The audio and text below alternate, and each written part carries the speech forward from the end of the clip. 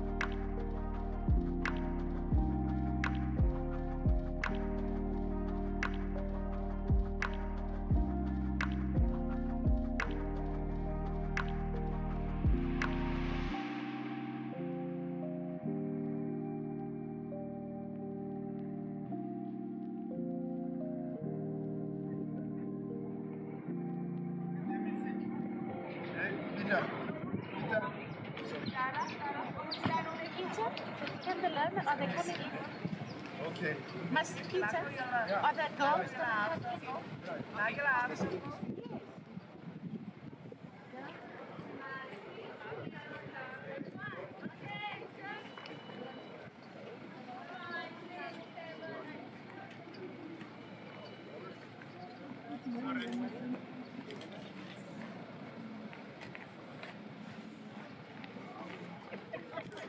myself.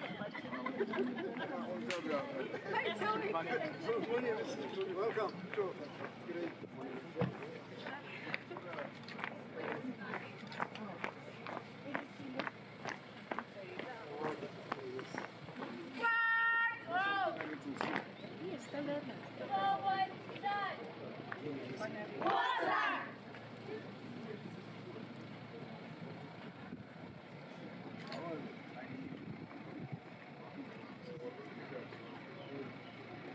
My name is Plaque.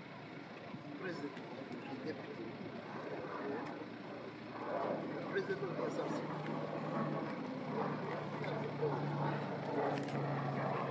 No, I should listen back there.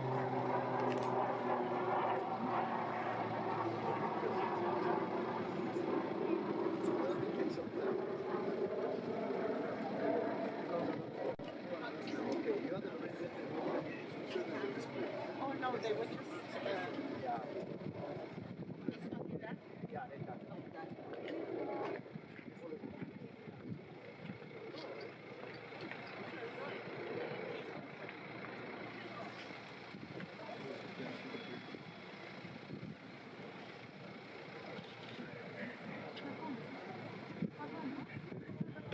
Wait.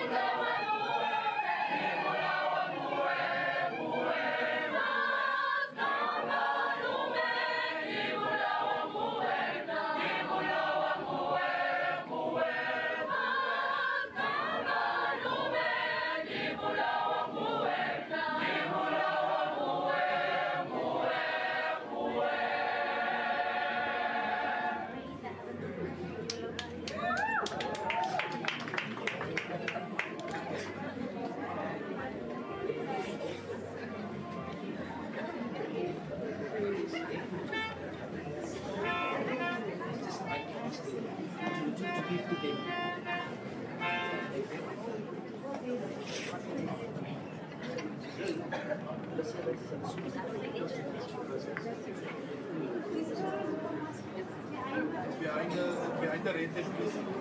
Behind the red tape.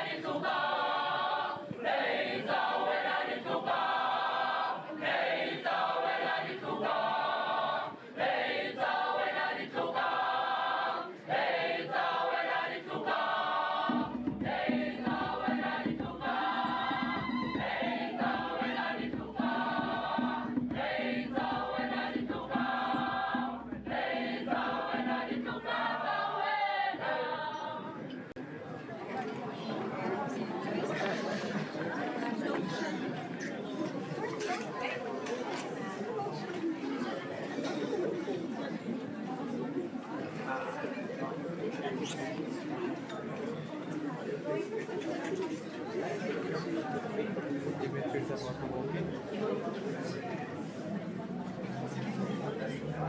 Should I follow?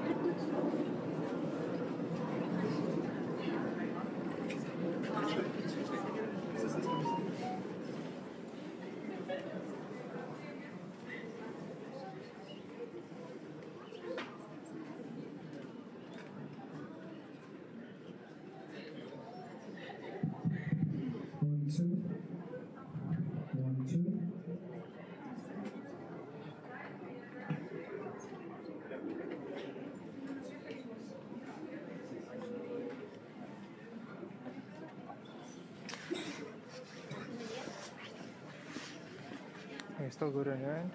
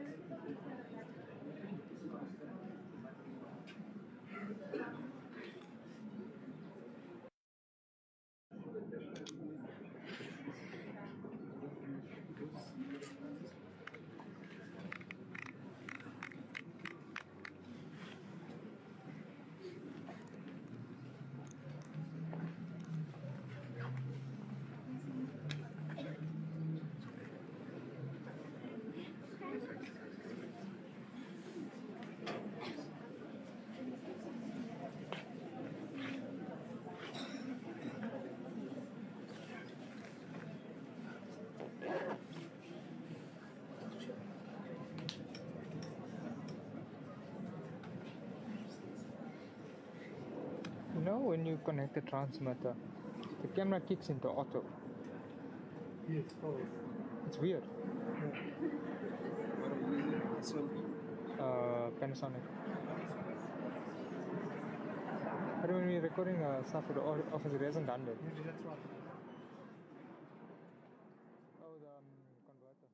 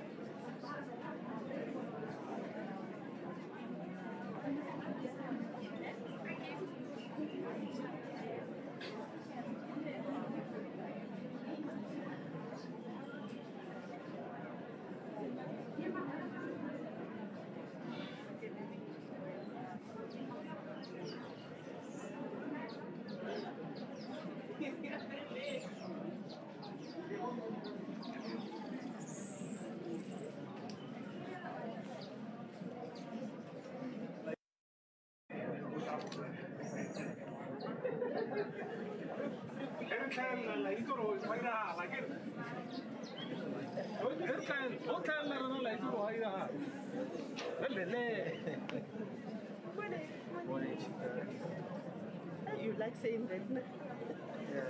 Why are you rubbing it? Just call me Mom.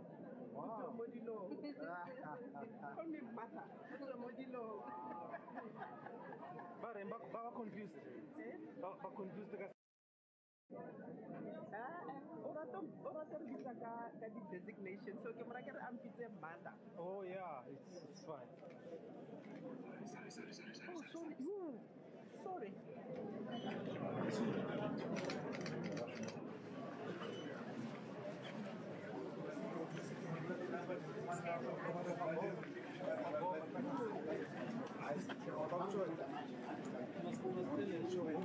Even this one. Yeah. Even this one. Frames, eh?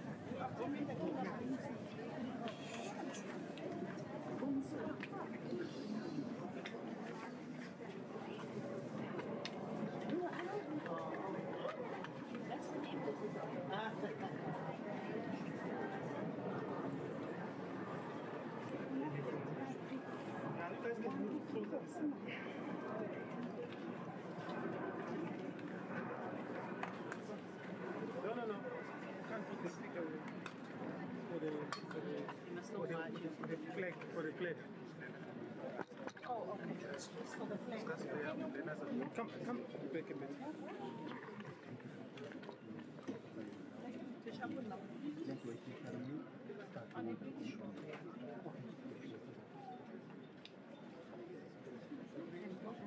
National anthem.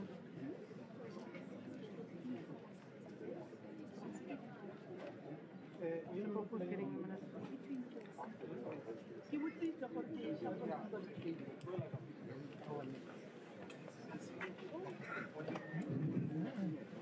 Good morning everyone. Can you all see me? Welcome this morning to Oosrand Secondary School. It's a special day today for all of us and also for the community of Regenbach. We are going to start here with the reading of the preamble of our constitution, because this is the basis of our democracy. Once we are done with that, the learners will be leading us accordingly. We will sing the AU anthem, the South African national anthem first, and then thereafter we start with the preamble, and then we come with the national anthem, and then the AU anthem. That's what I said.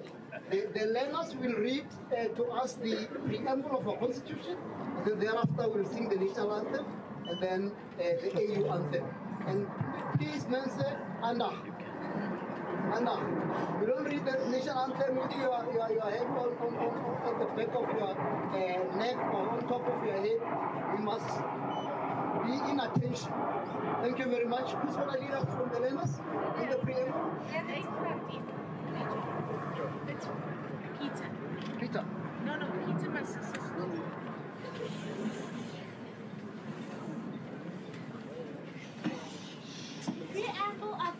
Constitution of South Africa. We, the people of South Africa, recognize the injustices of our past, honor those who suffered for justice and freedom in our land, respect those who have worked to build and develop our country, and believe that South Africa belongs to all who live in it, united in our diversity. We therefore, through our freely elected representatives, adopt this Constitution as the supreme law of the Republic, so as to heal the divisions of the past and establish a society based on democratic values, social justice, and fundamental human rights.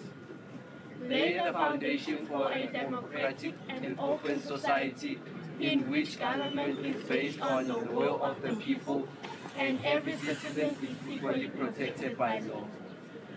Improve the quality of life of all citizens and free the potential of each person.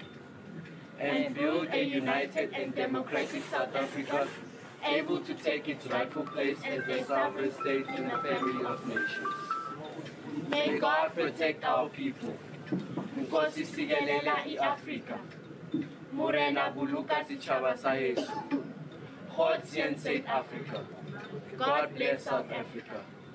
Mudzimu fachucheza Africa. Hosi katekisa Africa.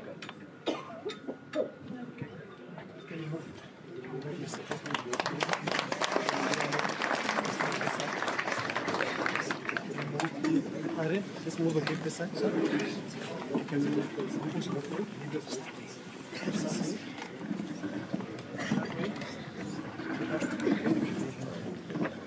Yeah.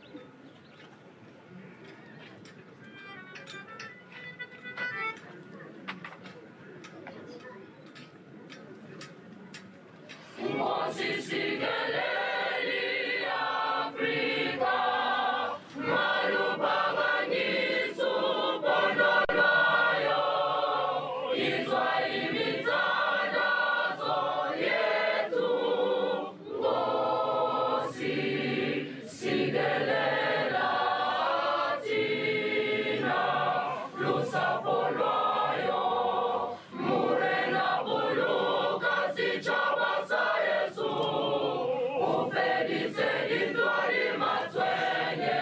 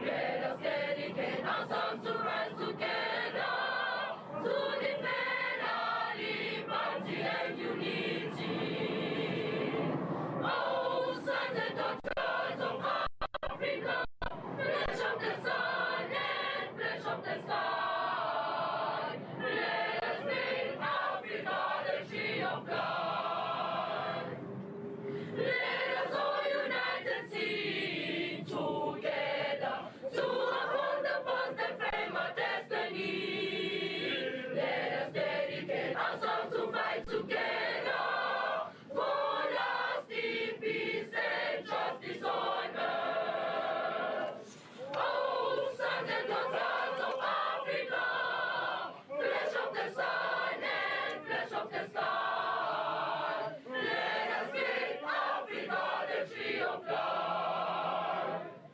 Let us all unite and toil together to give the best we have to Africa.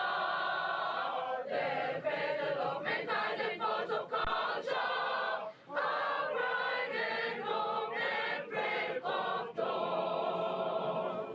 Oh, sons and daughters of Africa, flesh of the sun and flesh of the sky, let us make Africa the tree of life. Let us make Africa the tree of life.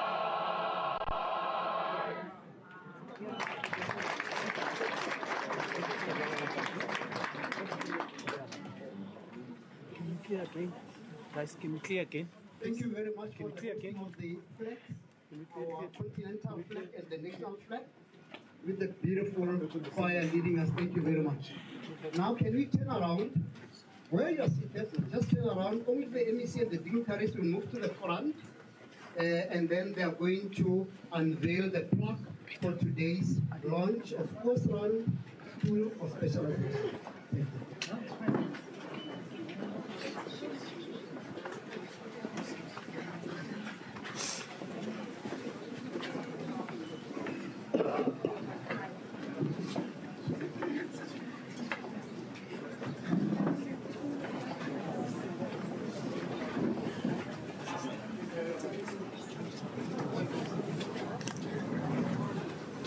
Thank you.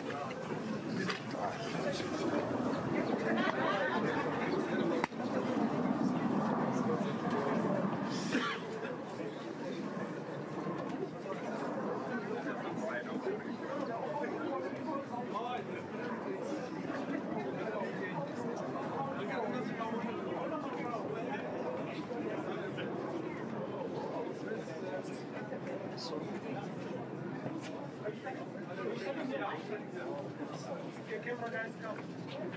If you don't have a camera, just move back a bit. We'll talk to you later. The time will come. Was in a mic? Has the microphone? Where is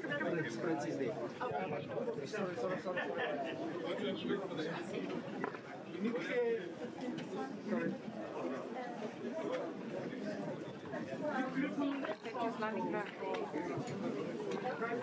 I gave him a battery. Where's the mic?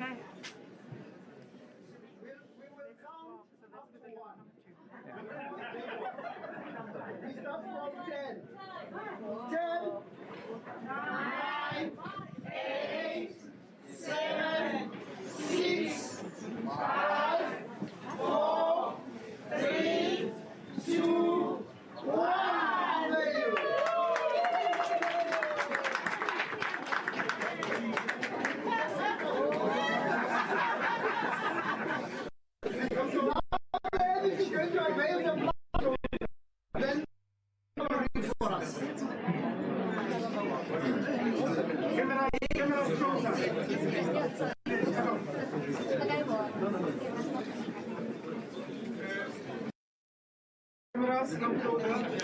Thank you. We will now count from 5 downwards. 5, 4, 3, 2, 1. Allah.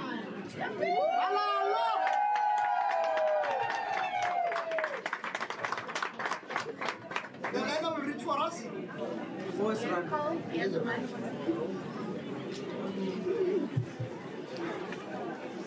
Oosrand, Commerce and Entrepreneurship School of Specialization with a focus on hospitality and tourism, was officially launched by Mr. Matome Chiloane, MEC of Education and Youth Development on 3rd of August 2023.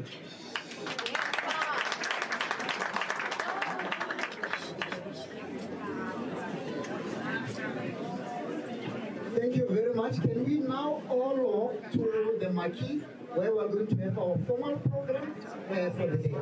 Thank you very much.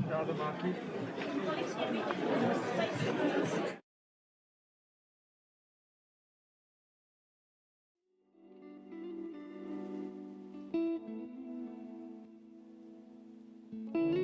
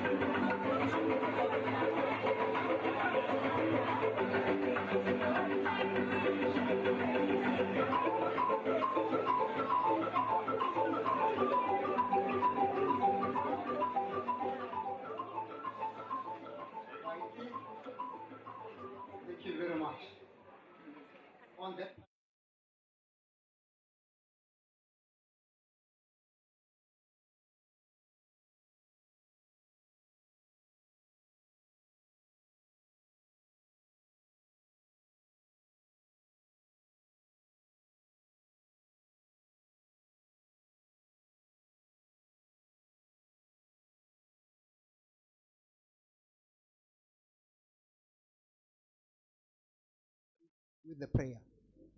Come on now.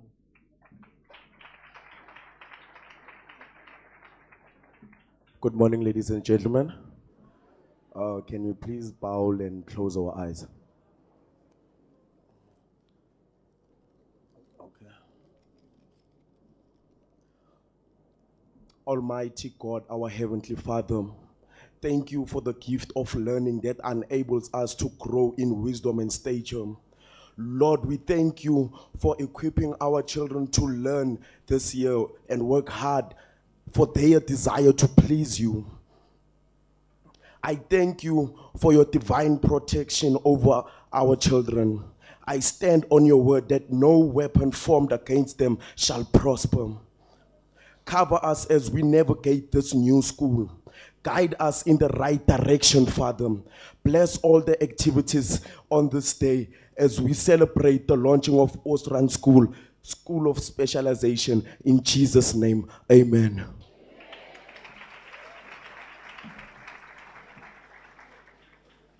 Amen. Revolukile, or should I say Pastor Revolukile?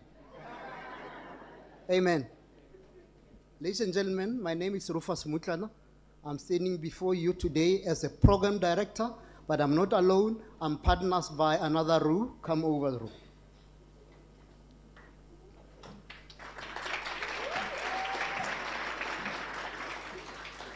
Ruan Hero is the program director with me today.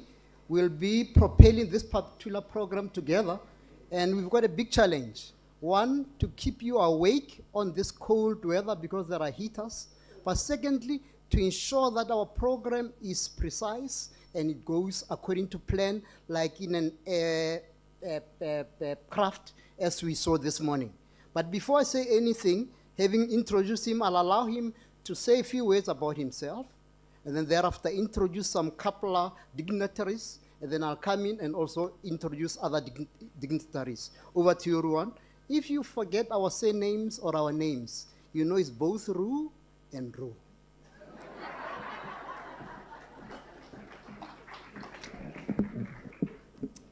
Good morning to all.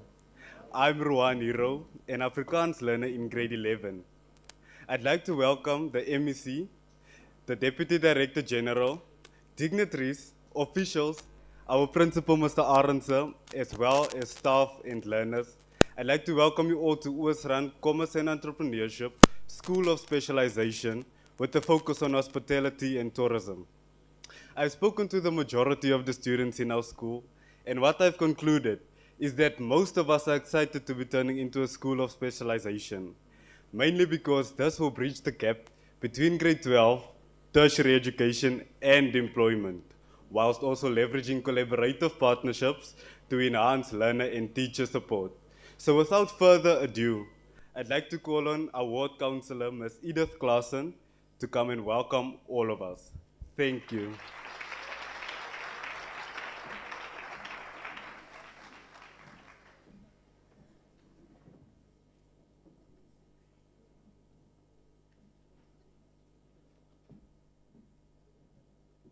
Good morning, everybody.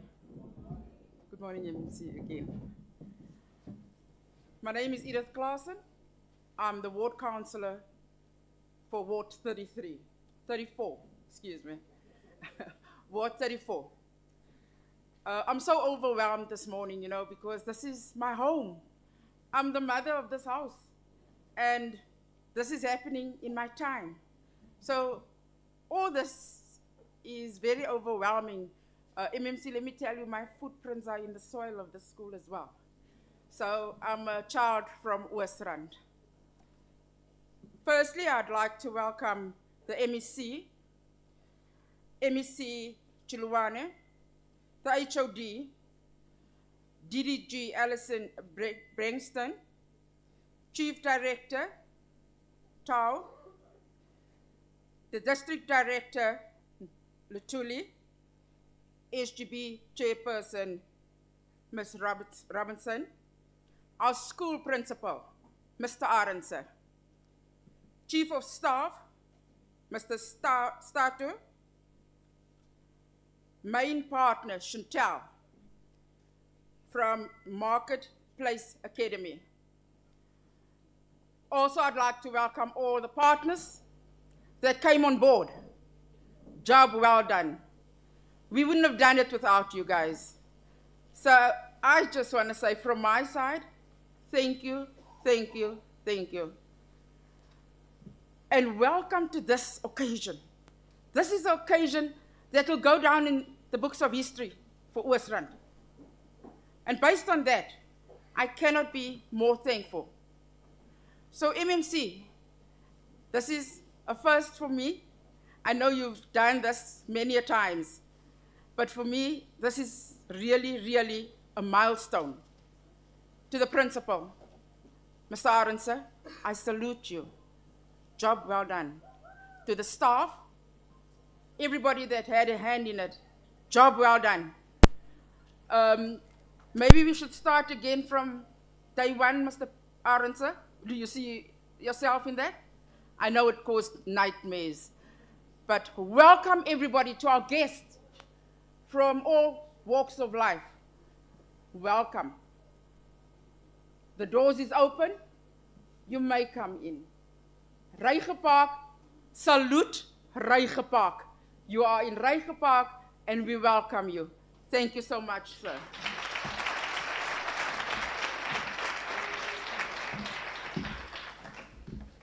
Thank you very much, Ward Councillor, Ms. Klassen. Now we feel at home. I was even reluctant to speak before the councillor of the place welcomes us. We are thankful very much, ma'am. I feel relieved. I was just unable to breathe because you had not welcomed us. I want to introduce myself properly. I've been reminded that I call myself Ru because I'm with Ruan. But I'm also the acting HOD of the Department of Education. I've got this huge responsibility which the MEC has loaded on my shoulders to carry the department along while we are still searching for a permanent HOD. But I believe that together with the team, we will carry this department to higher heights with energy which we have. I also want to alert you that amongst us here, we've got other dignitaries, which we need also to acknowledge. We've got the CEO of our Discovery Center, Science Discovery Center, Professor Mfanelo Nzobi. He's with us here. I don't know who he's sitting or he's here, Professor Nzobi. We also have a CEO of our Teacher Education, Governance, and Student Leadership Academy, known as Methodist School of Leadership, Mr. Spuso Matlangu. Ukuphi baba Matlangu? Ukhona? Ubaleki lo nangu baba Matlangu. Siyabonga baba. I know the Chief Director Stau and Director Busili Tuli have been introduced, but we also have a Chief Director, Dennis Makwakwa is with us, Chief Director Johannesburg Region. Ukhona, yeah. Thank you, Baba Makwakwa. I also want to acknowledge, we are very privileged today. There's two prominent people in education, and maybe should I say in business, who are also decided to join us today, amongst other dignitaries who are here today. Mr. Sizwe Ngasana. He's with us here. Let him stand up so that you can see him. We are blessed today because he's one of the people who are also playing a key role in the education sector, even though he's a businessman, and he's also, I think, the chairperson of CISO Learning Group, but he's got a passion in education, and he was also sharing with me that he's also the chairperson of the national NECT at national level. Yes. And he'll be working with us again also in Gauteng. I'm pleased that he's here today. And I'm also humbled also to acknowledge the presence of a Professor Wiseman Nkutlu. Professor Wiseman Nkutlu, Prof is here, welcome Baba. When you talk about Professor Wiseman Nkutlu, you think about accountants, chartered accountants, Tutuga, you name it. He's retired, but he's still active in this area of education, accounting, and the financial management field. So far, I just want to introduce those ones. I'll be introducing some of these dignitaries as I get them. and acknowledge them accordingly, but you are all welcome to this particular session. And it's a proud moment for us today to gather here at Oosrand Secondary School to open this particular school of specialization on commerce, hospitality, and tourism. You will have noted that, and I assume that everybody in this particular aircraft has got a boarding pass. Because you were checked in this morning, you are security vetted, and you are allowed to fly with us in this particular Boeing 477 under the pilotship of Roo and Roo. And I was asking him as we were briefing each other this morning to say that, I told him to say, you see me as I am like this, I'm an animal lover. And he said, what animal do you like, HOD? And I said, I like not a bat, a bird. A bird called papagai, a parrot. A parrot, it's a bird which can mimic your voices, your vocabulary, etc., etc. And I told him that today, during this particular event, I want to share you or narrate a story of papagai with Chiloane. Chiloane and papagai.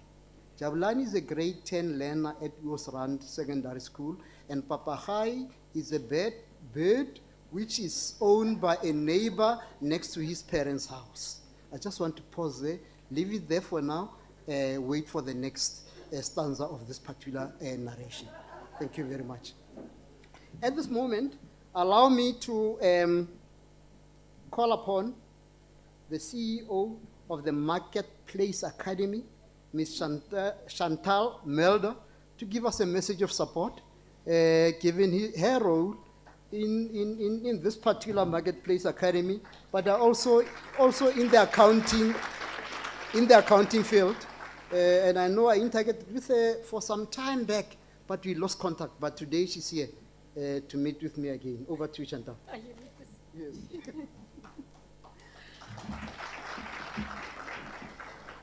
Good morning, everybody. MEC, our ward councillor, all dignitaries, Alison, finally. It's been an amazing journey for me. And you're all wondering, what on earth is this woman doing here? Well, in my previous life, Rufus and many people will know from the department, I ran Tutuka. It was my baby. I have a new baby now, Marketplace Academy. I retired from SAICA the end of 2021, and I said to my husband, there's no ways I'm going to sit at home and drink tea. Not going to work. And I wanted to work with youth, young people. And the day I retired, I got a phone call from Ronaldo Barnard from our church. I don't know where he is, he's somewhere over here. And he said to me, Chantal, we've got this company, Marketplace Academy. We want you to take it. And I thought to myself, okay, I'll have it. But it was a skills development company for communities. And I said to myself, I'll have it. Appointed the board, but I realized, and I wanted to work in Reiger Park community, MEC to start with. It's close to my home. I'm tired of traveling so far. And it's here on our doorstep, so many communities. And we started Marketplace Academy, and I'm very privileged. I've got a fabulous board. You've seen some of them, Sizwe, Prof. Wiseman, Jeremy, Ronaldo, they're here. And I've got this thing that when we start, we've got to develop skills, but skills that have a meaning. And we are premised on two things. Industry standard, please get used to that word, industry standard. It has to be. And academic integrity. Nothing else matters. Because there's so many skills development companies running all these little programs and the kids never get work. So we've said to ourselves when we come into the school, foundation, mathematics. Everybody can hate me, but it's fine. You need mathematics to be a good artisan as well. So we found partners. And who were my first partners? The auditing firms. They are all here. We have got KPMG, PwC, Deloitte, and I've been to see them all. Trust me, I've been a very busy woman. I've lined them all up. PwC, EY, Mazars, BDO. We have got, I've got SNG, Victor, haha. SNG says, we said to me, Chantal, don't call them Grand Pool, SNG you start off with, so thank you. But we brought them together and said to us, work with us, because mathematics is a thing. We're going to do mathematics, but to a proper standard. And then we said we want to do personal mastery. So we brought in and we are training youth coaches in all our schools. So see the picture. That's where we start. There's a layer that covers everything beneath it. Entrepreneurship. Cannot do anything in a technical program. We're going to start at schools. Big partner, Investec. Haha. But who's going to support them? Future Nations College. We're going to change the way we do entrepreneurship in schools. Project-based learning. It's going to be integrated into everything we do. So watch this space. Secondly, as the board, we focused on sectors where there's opportunities for work for our children. Think of your technical occupations. Critical. We think, no, we must all sit in an office and push paper. No. Technical. So we started plumbing. What did we say? Industry standard, Institute of Plumbers, IOPSA, industry standard, and SASL is funding it. SASL is here, Cynthia is here. We're coming back. The next one, welding. Basic things. But we want certification. We're not going to just run these things. Everything is premised on, let me see, your plans. Certification. Industry certification, that when they finish, they move on into our TVET colleges, universities, red seals. We've got Ekurhuleni West College, Ekurhuleni East. We've already signed agreements. Not the NATED and the NVC programs, occupational programs. Pipeline for our youngsters, that they can do things.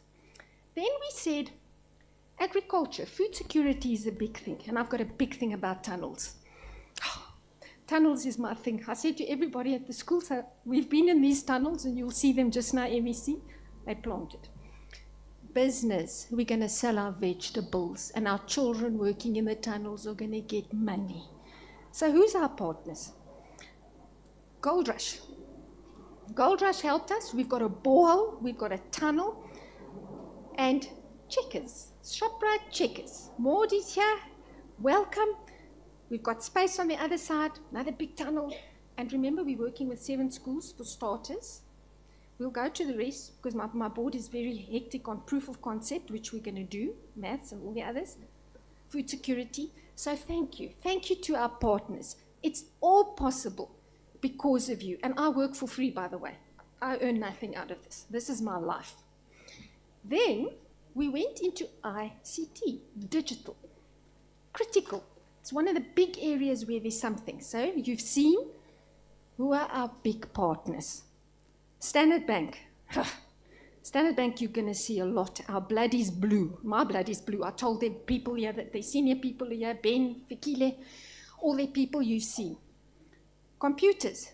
We got brand new computers. So that our youngsters can do, we want to do coding and robotics. But you need a special computer. You've seen the room, you'll see it later. So, Tiamo, thank you. And I've said to them, I'm coming back, don't worry, this is just the beginning. So, all those computers that you see, Standard Bank, ICT, and the furniture, Gold Rush. See how it all works? Everybody got their bit. But I've said to all the partners, once you're stuck with me, boy, you're going nowhere. This is it. So, yes, ShopRite Checkers are on board, more tunnels. They're coming, and our learners are doing micro-credentialing, Agri-CETA accredited training. NQF level, 2, 3, 4, off they go if they're interested, because that's what it's about. They've got to own it. So there we go. So everything has got a space and a place. And who else did we go? Then we decided, I'm an accountant, so thank you to those groups. And I must just add that Standard Bank, we're going to run businesses. What are we going to be doing? Opening bank accounts. I've got 2 point of sales here. It's only the beginning, because you need a bank. They're going to help us. They're going to set the companies up. And somebody said to me today, we're going to teach them about contracting. We're bringing in the law firms. All of this is part of it. But accounting technicians for me is a critical skill. You've got to account for things. And you'll say, Chantal, who did you work with? Yes, we're working with the ACCA's professional body. Why? Online. If you want to ramp these things up, there's online programs. They get multi-credentialing. Fabulous. Another partner of ours is IBM. Shana Erasmus couldn't be here this morning. Micro-credentialing. Oh boy, are these youngsters going to prepare websites, Java, HTML. I hope I'm using all the right words. But those are, thank you, Sizwe. Because that's not my strength, but I'm learning. But those are all our partners coming big. And as we grow, we want to create a better future for the children. I so believe in the country and in its people. And I thank you for being with us. But we've got another very big partner. You see here. Now, MEC, you'll enjoy this story. I met with Motus, and we were there the day, and they said to me, no, they only do resource centers in primary schools. Problem. I begged. We have a resource center in our school. So Osman, unfortunately, I think Jane is here from Motus, said to me, listen, Chantal, we'll put it in your school. So I said, thank you. We'll have it. You'll see it. So they then said to me, okay, we'll help you more. So I said, thank you. I'll have them in all my feeder schools, to the 7 schools we're working in. Because literacy, numeracy, and those resource centers are fabulous, and it's proved to make a difference. But not only that did Motus help us.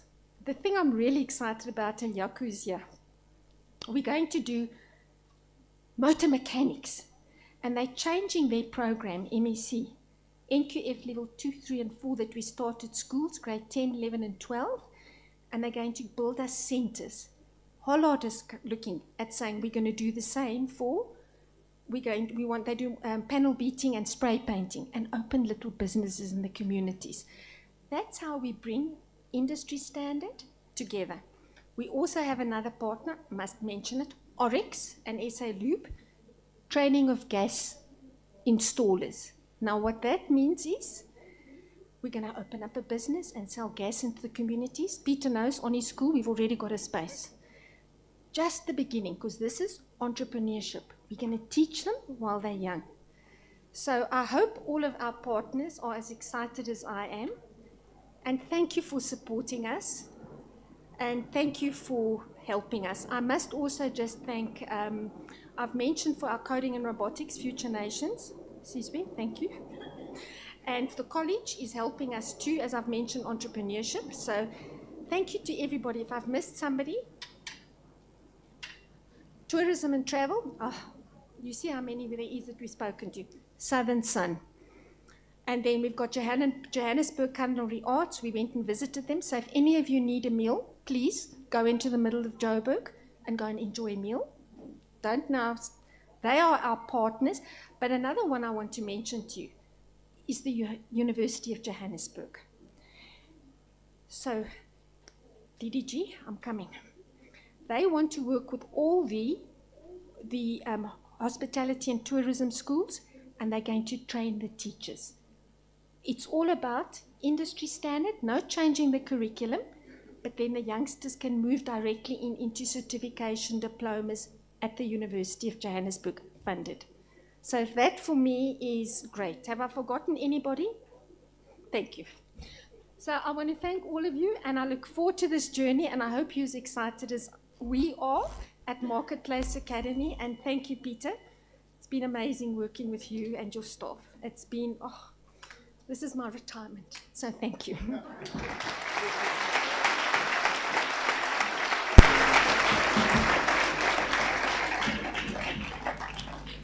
She has not lost her mojo. I knew her like this 8-10 years ago. Marketplace Academy, well represented. Let's give her a round of applause again, please. She seems to be a glue which is pulling all these partners together. She has been like this, Kids used to come to my office when I was still CEO of Gauteng City Region Academy with good results, having been admitted at UJ, VETS, UCT, you name it. Sitting there, 4 or 5 girls with good results, no money to go to campus. I used to pick up my phone, call her. She was still with Saika by then. And then I said, Chantel, what should I do with these kids? They're in my office. First of all, they don't have money to go back home. That one I'll sort out. I didn't have a problem with that one. Takes money. I called her. She said, Rufus, send me their results. Tell them that they got bursaries. That's how proactive she is. I'll make a plan. And then I tell them that go home. Here's money to go back home. You've got bursaries. You'll get your letters in a day or two. And that's how we work. And those are not the only ones. We've got a long list of learners. So some of them, Chantal, I want to tell you, they're CAs now. They're chartered accountants now. They come to me, they give me gifts. Sorry, I enjoy the gifts a lot.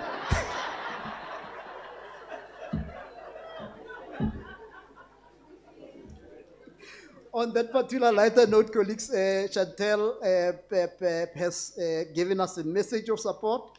She has also highlighted the partners which we are working with today. May just to also acknowledge quickly, BMT members are here, SAPS members are here. We've got also second team managers here, CES is here, and DCS is here from the districts. We appreciate you, colleagues. You're also our dignitaries, and you are doing the hard work behind the engine of the GDE. Thank you very much. And also just to read the list of partners so that when we go out, we know who's here. We've got Marketplace Academy, KPMG, Standard Bank, Investec, Rand Airport, Southern Sun, Mutus, Imperial Hyundai, Capitec, Johannesburg Culinary School, Gauteng Tourism Authority. Chantel already spoke about Future Nation College, Gold Rush, ShopRite Checkers, IBM, etc. And Hollard. And all of them, they've managed to pull them together. And thank you very much. Thank you very much, partners. We are where we are because of you.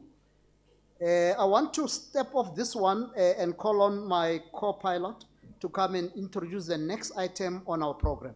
Ru, over to you, sir. Thank you, Mr. Mutlana. But before I go any further, can I just express how grateful and honored I am to be a part of the school at this point in time, because I know that our community will benefit from this in the long run. So to introduce the first learning activity, I'd like to call upon Afzal Shimane and Devan Klo, who will be doing a panel discussion on banking and innovation. Gentlemen, can you please come to the stage?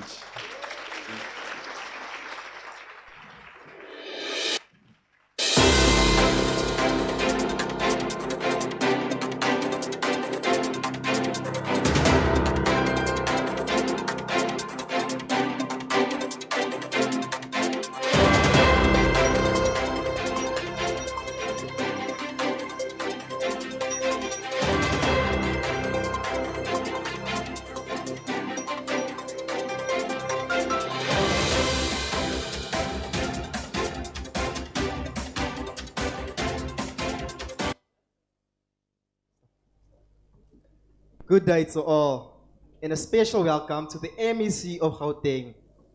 My name is Afzal Shaman, and reporting live from Oosrand Commerce and Entrepreneurship, School of Specialization, with a focus on hospitality and tourism. Today, we will be discussing money and banking. And on this topic, I will be interviewing an aspiring and innovative economist, Mr. Devan Klo. Good day, ladies and gentlemen. My name is Devan Klo. I'm extremely wondered and very excited to be discussing this topic with Mr. Afzal Shimane. So, as we all are aware, since May 2023, there are upgraded banknotes in circulation. So, Devan, tell us, what are your personal views on these notes? Well, Mr. Shimane, aside from the physical appearance, or rather the design, which I personally feel is not quite up to my liking, the notes do bring about a positive sense of change and hopefully will be the start to a better South Africa. There are multiple reasons for these upgraded banknotes, such as the upgraded visually empowered features, the security thread, the upgraded see-through perfect print, and the hidden watermark. But with these upgraded banknotes, the currency does not increase, nor does it decrease. It remains at face value. Well, did you know the South African currency is upgraded every 8 years, which makes it more and more difficult for counterfeit currency to be manufactured? Okay, so well, Devan, tell us, how well do you think that the rand currency is secured, and what are your thoughts of the future of South African currency? Well, Mr. Shimani, we are currently moving into a more digitalized form of exchange. Most companies are starting to warm up to the idea of accepting and trading in cryptocurrency. Okay, so would you give us more insight on cryptocurrency? The first cryptocurrency was created by Satoshi Nakamoto, which is a pseudonym for an anonymous computer programmer or group of computer programmers in January 2009. Since then, Bitcoin has grown more and more popular, constantly fluctuating in value with high volatility, leading way for cryptocurrency to be used for speculative trading all around the world. Oh wow, I've understood half of it. But would you please care to explain to us in layman's terms, please? Sure. To put it bluntly, Bitcoin was created by an unknown entity using blockchain technology. Now, like all things, Bitcoin has a value when compared to certain currencies and commodities. But this value is not set at one price and is constantly moving up and down at very high speeds compared to more stable currencies such as dollars and pounds. And if this movement is timed correctly, you could very well become a millionaire overnight. It sounds too good to be true. So tell us, how could one enter this market and become a millionaire overnight? A millionaire, not a billionaire. Calm down, sir. Well, as an ordinary citizen, starting your cryptocurrency portfolio is not as difficult or futuristic as it may seem. As a matter of fact, you could clearly start your cryptocurrency portfolio by downloading Luno straight from the Play Store. So what does this Luno app you say enable us to do? Well, Luno is a cryptocurrency wallet which enables you to buy and sell most available cryptocurrencies straight from your smartphone, Android or any iOS device. Okay, that is now piece of information I take. But so what advice do you have for the South African citizens? Well, Mr. Afzal Shimani, my greatest piece of advice to all citizens is be flexible to technological advancements, seeing as that even a third world country such as South Africa is slowly moving into a more digitalized world. Okay, thank you for that. And that was very insightful. And we thank Devan for your perspective on this. And we hope you guys enjoy the show. And unfortunately, we've come to an end. Thank you guys. That's time.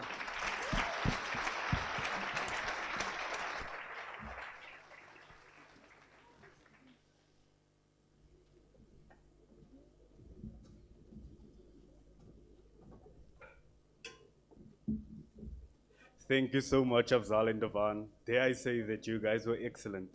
So our perspectives changed concerning currency. And now, for the second learn activity, I'd like to introduce our debate team. Now, these learners have prepared a wonderful debate, and I'm sure it's going to challenge most of us. So our debate team are going to debate about the advantages and the disadvantages of entrepreneurship. So debate team, the stage is yours. Can we give them a round of applause, please?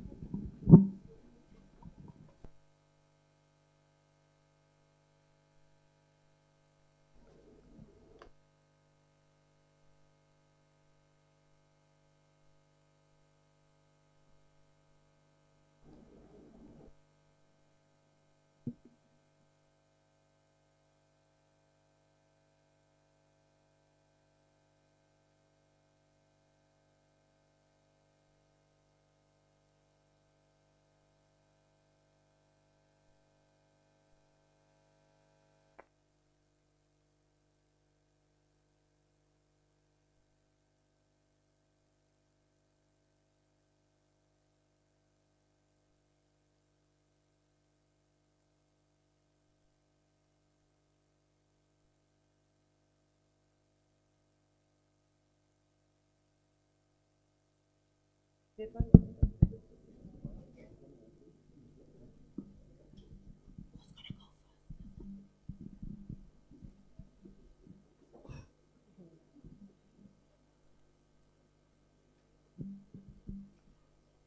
start? Good day, ladies and gentlemen. Standing on this platform is Kumakong. I'll be the hostess for the debate that is about to commence. I'd firstly like to give words of thanks to the Department of Education for giving and selecting Oosrand Secondary School, or soon to be Oosrand Commerce and Entrepreneurship School of Specialization, with the focus on hospitality and tourism. Thank you for giving us an opportunity to be an SOS, where learners will be skilled with the most needed skills in this country. Tata Nelson Mandela once said, "It is in your hands to make a better world for all who live in it." What this heated debate is about is whether entrepreneurship is really a way forward for this country and for the youth of South Africa and who are in townships like Rehoboth. Can it be the solution for the youth unemployment in this country? Can it give those who come from underprivileged homes the pride of accomplishing their own businesses through entrepreneurship? Ladies and gentlemen, I present to you the two teams. On my left, we have the team for the motion, and on my right, we have the team against the motion. Within the time that we are given, each speaker is allocated approximately 2 or more minutes to state his or her stance on the topic given. Help me with a round of applause. Welcome the two teams. Speaker number 1. Ladies and gentlemen, my name is Manchara Mabuya. Let me start off by defining the term entrepreneurship, just so to make sure that we're all familiar with the term. According to the Oxford Dictionary, entrepreneurship is an activity of setting up a business or businesses taking on financial risks in the hope of making a profit. But according to Rehoboth, entrepreneurship means waking up in the morning, finding yourself a corner, and opening your own business. You can open a business such as car wash, a hair salon, or even a tuck shop. Unemployment in South Africa is very high, and in that case, entrepreneurship can be used as a solution to overcome it. This means people will be able to generate their profit through the income they make. The income they make through the profit. This means people will be able to gain their income through the profit they make. Entrepreneurship can be used as a solution to high levels of youth unemployment in South Africa for several reasons. Job creation. Entrepreneurs start and grow their own businesses. As their businesses expand, they need to hire staff members to help them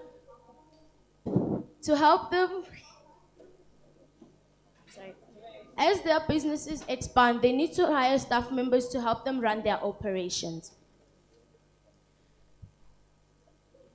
Entrepreneurial enterprises provide citizens with well-paying jobs.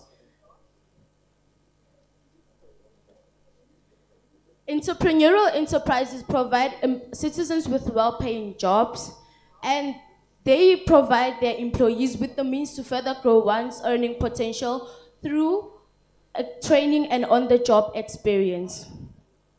There are a lot of businesses here in our community. Businesses like our local internet cafe known as Sochini. It started as a family business and it grew into something huge, employing a lot of our fellow youth members. Not just looking at our internet cafe, there is also Stallion. It started as a small market and it grew into a huge supermarket, employing our fellow youth members, from securities to cleaners, cashiers, a lot. Well, it is true to say that entrepreneurship can be used as a solution for youth unemployment in South Africa and mostly here in Rehoboth. Thank you.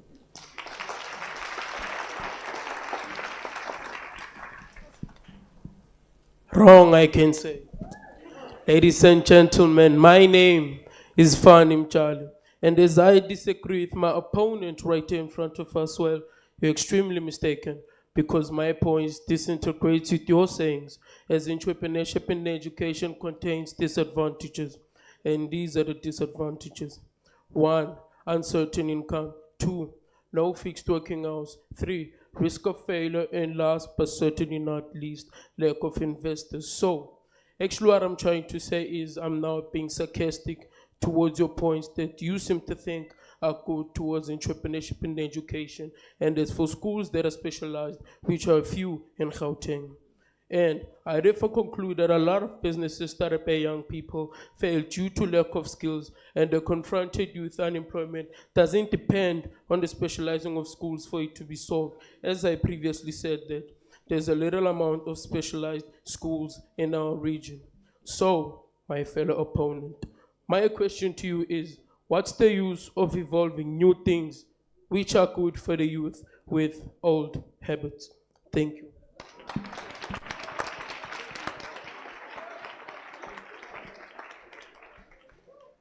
Ladies and gentlemen,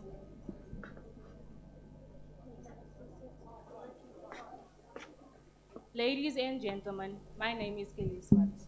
Well, entrepreneurship remains an essential instrument for socio-economic and political developments, as it also enhances people's skills, knowledge, and values. Different countries provide education through different systems such as formal education and non-formal education, and structures such as curriculum and lesson planning. One fundamental importance of secondary education to the economy is the demand for better education for the youth entering the world of work to meet complexities of a cost-evolving world. Students' interest in entrepreneurship are a starting point for entrepreneurial education. Such an interest can be harnessed into curriculum and can drive profound learning and practices of our students' theoretical knowledge. Communities reap the benefit of entrepreneurship because businesses foster innovation, promote economical development, and create job opportunities. Dr. Susima Wolgamich 2009 observes that the current changing business environment emphasizes the importance of entrepreneurial education for employability, focusing on developing skills and practical experiences. As the youth seeks to navigate their way towards successful futures, transformative entrepreneurial competencies such as purpose, design, findings, and values are essential. Entrepreneurship, therefore, can be a tool for our students to attempt to become societal history makers. As Lawrence Tate has quoted, never beg for a seat when you can build your own table. Thank you.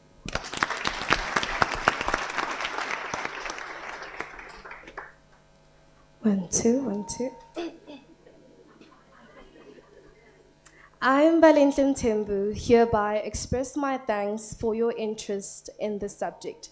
I'll be opposing to your matter, my opponent. However, just hear me out, okay? Starting your own business as a young entrepreneur might be hard to maintain social connections. Therefore, you don't have co-workers to chat to, or your family or friends might not have understood the route that you've taken. Plus, with how much you'll be working, it will be hard to maintain the relationships with the people you already know. As we might be aware of the stereotypes people will apply to you as a young entrepreneur, ironically, you might be called lazy or irresponsible. Plus, with how you'll be working, it may be hard to get out and meet new people.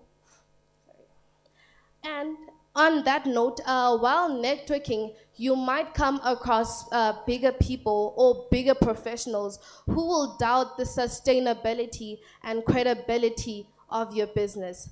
I'll be ending with a quote that goes, if you don't build your dream, someone will hire you to help you build theirs. Thank you.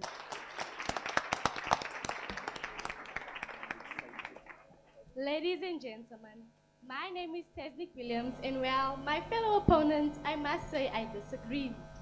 Well, various countries around the world view South Africans as to be a very set of creative people, whether it is our vibrant fashion sense or distinctive cultural cuisines. So why not put our creativity further to the test? Well, research shows that entrepreneurship is a fundamental opportunity for the youth, as it stimulates our economic growth and provides an alternative employment opportunity. Hence why we're becoming Oosrand Commerce and Entrepreneurship School of Specialization with the focus on hospitality and tourism is an advantage to us because we are grooming our fellow learners into becoming future successful entrepreneurs so that they can make a change in their community, in their country, and around the world. Furthermore, statistics state that if entrepreneurship is to take a stand and skyrocket, our unemployment rate, which is now at 62.5%, will decrease by a maximum value of 15%. An example of a successful entrepreneur in our community, Recha Park, is Mr. Desmond Henshaw. As he owns his own welding business and employs the youth who are unable to find jobs and inspires them to become a better version of themselves. Hence why I agree that entrepreneurship could be a solution for our unemployment in South Africa. Thank you. Ladies and gentlemen, my name is Raven Smith, and as I disagree with my opposer, entrepreneurship can't be a solution to youth unemployment in South Africa. Reasons being lack of resources, limited marketing demand, limited job creation, skills gap, and unfavorable marketing demand.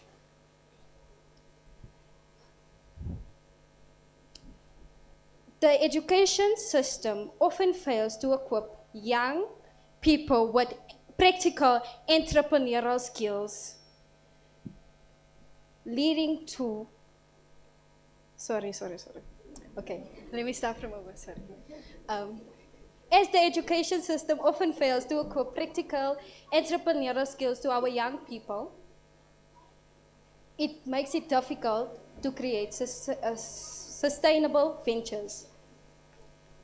BSL data shows that approximately 20% of businesses fail within the first 2 years of being open, 45% during the first 5 years of being open, and 65% during the first 10 years of being open. And I know everybody here knows of an entrepreneur that is a failed business. Leading on to our country's struggling with the economic development of entrepreneurial skills. Sorry.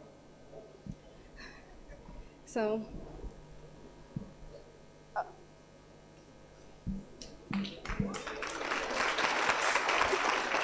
okay. Leading to our economy struggling to create sustainable ventures for our youth. With our economy struggling with a lot of things, I just want to leave everybody with this one question. Listen. With this one question. If everybody was an entrepreneur, who would they sell to?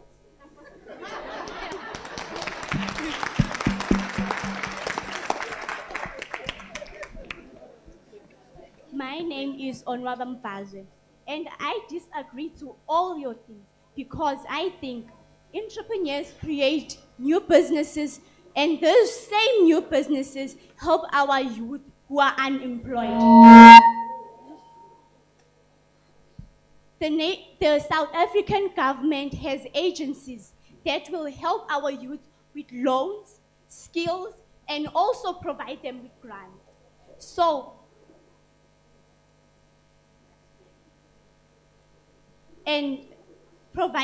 grants. Our agencies are SEFA, NYDA, SEDA. These agencies don't just provide them with those things. They also provide them with 2.7 billion that will help them create their own businesses. Listen to this. We have young entrepreneurs around our world, each and every corner in our communities.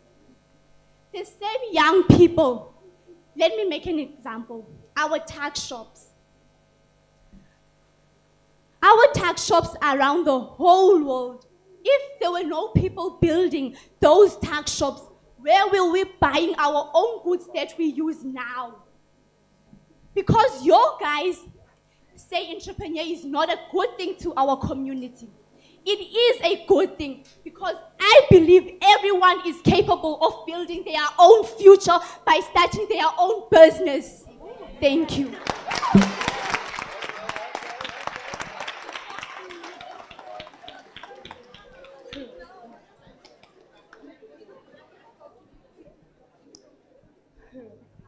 My name is Kimberly Asiri. Wow, there were 2.7 billion. Did you know, as it is right now, the government is using money to fund those that are in poverty. So that 2.7 billion that they have, where are they going to fund it with? The youth, will there still be businesses left to open? I strongly doubt it, my friend. As it is right now, we live in a small community and there's a lot of businesses here. And I doubt that they can take that competition, those young youths that you're talking about. They can't take it. They have no, excuse me.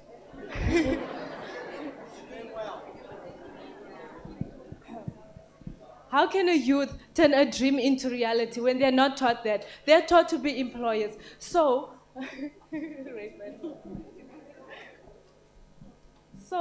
what I think is that this youth should be taught skills that guarantee them a job, rather than letting them be entrepreneurs. There's already a lot of entrepreneurs there. Yes, there's 2.7 billion waiting for them, but who is going to take that 2.7 billion when there's already a lot of places to work that guarantee them a job? Thank you. My name is Unveiling, and I would actually like to oppose what all of you are saying. It really scares me if that is the way of thinking. And firstly, to answer your question, yes, there will be more businesses to create as the times are going, the advancement of technology, and we have a very creative youth. So more businesses will be open. And as you're worried to how will they use the money because they don't have any skills, that is where our school, Oosrand, School of Specialization, and other schools that are schools of specialization will come in. They will teach them entrepreneurial skills that will help them to build their businesses. Slow down. That will help them build their businesses. So I do believe that entrepreneurship is a solution for youth unemployment in South Africa. Thank you.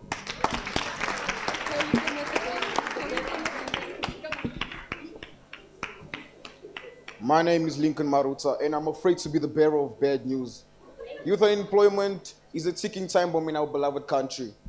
According to statistician General Mr. Maluleke, youth unemployment was at a staggering 62% in the first quarter of 2023. Where did we go wrong?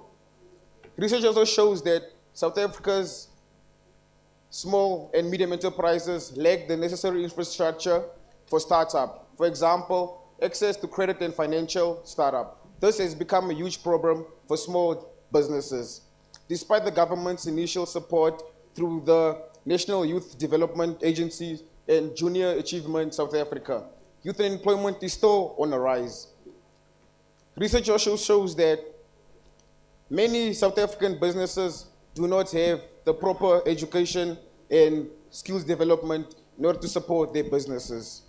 Need I remind you of the many failed businesses in our community? It's a no-brainer that youth entrepreneurship is not the panacea to our country's quagmire. Studies by Tobile Hadebe of Stellenbosch University in 2019 show that South Africa's youth were lagging behind in the startup of their own businesses. As much as you all have support and you'll have, how can I say this? As much as you all have support and you'll have encouragement in youth entrepreneurship, I'll have to disagree with you, because youth entrepreneurship may be seen as the way to go, but in all honesty, have you really taken a look at how our youth is being taught today?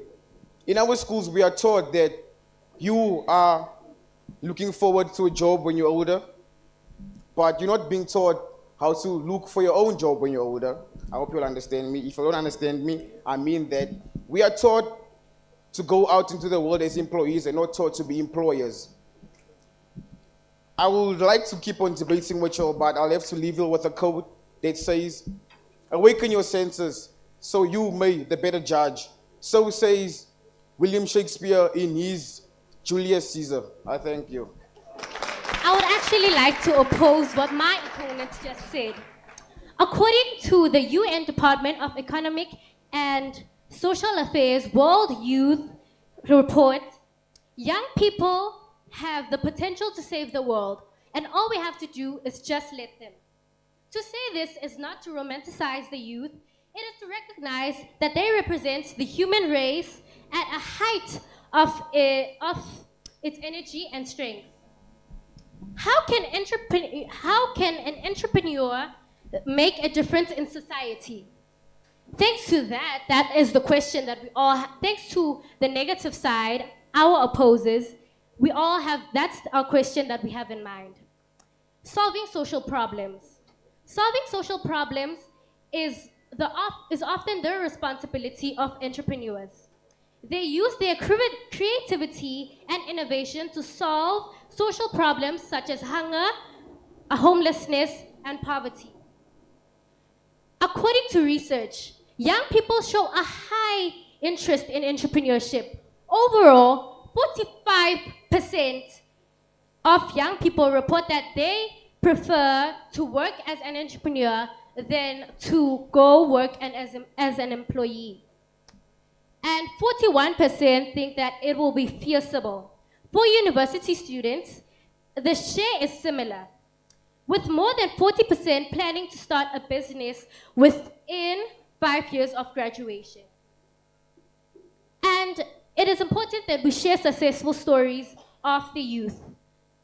We should be fanatical about sharing stories, relatable young people who are blazing trails in entrepreneurship, like Theo Baloyi, who founded Batu Shoes, an exciting sneaker brand.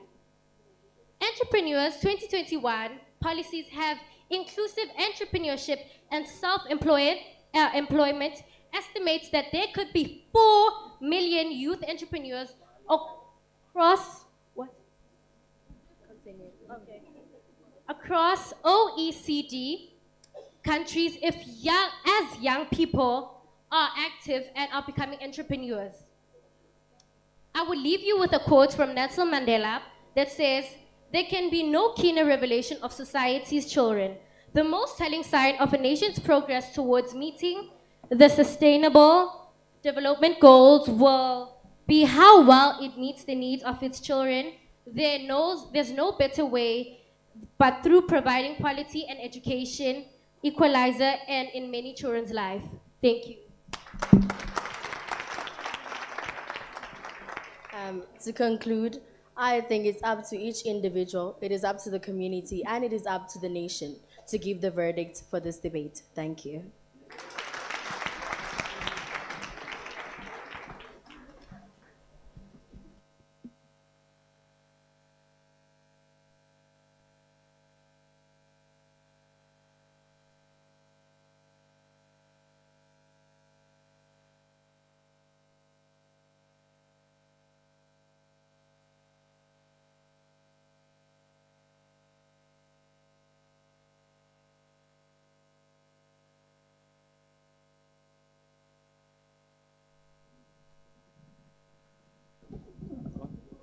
One, two.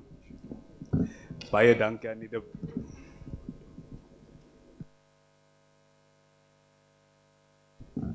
Baie dankie aan die debatspan. Dit was 'n baie wonderlike sessie. Fortunately, the team for the motion has my vote, because we all know that youth entrepreneurship won't eradicate unemployment, but it will improve it. So for the musical item, I'd like to call upon Enver Mohammed. Now, to tell you all this is a jazz item.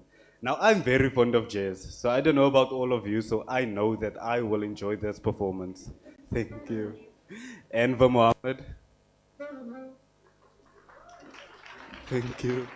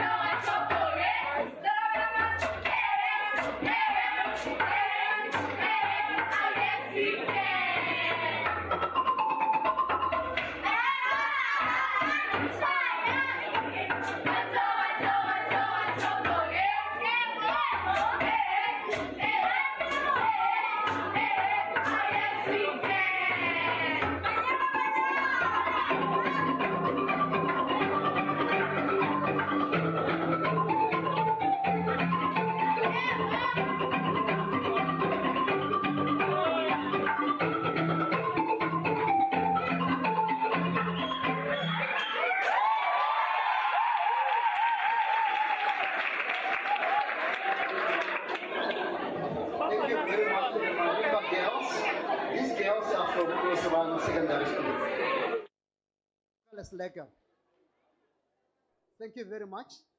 Enva is also a former learner of this particular school. The just a player, the saxo man. He's a former learner here, and I'm informed that given his performance here, he is also volunteering principal. I know you're also a former learner of Oosrand. Mr. Enver Mohammed, as a former learner, he's also volunteering to come and train and teach your learners jazz music. Thank you very much, Enver. You are plowing back, local as lekker. And as far as the performance by the learners, the first group of the learners who are talking about banking, they are from a grade 11 group. The second group who are talking about entrepreneurship, they are from a grade 12 group. Now the next group which is coming, just about to come, just wait, be patient. They are from multiple grades. It's a mix of grades. Therefore, we're going to get a mixed masala now, like a poeki course. And I told you when I started this program that I'll tell a little bit about the story of Papachai and Jabulani.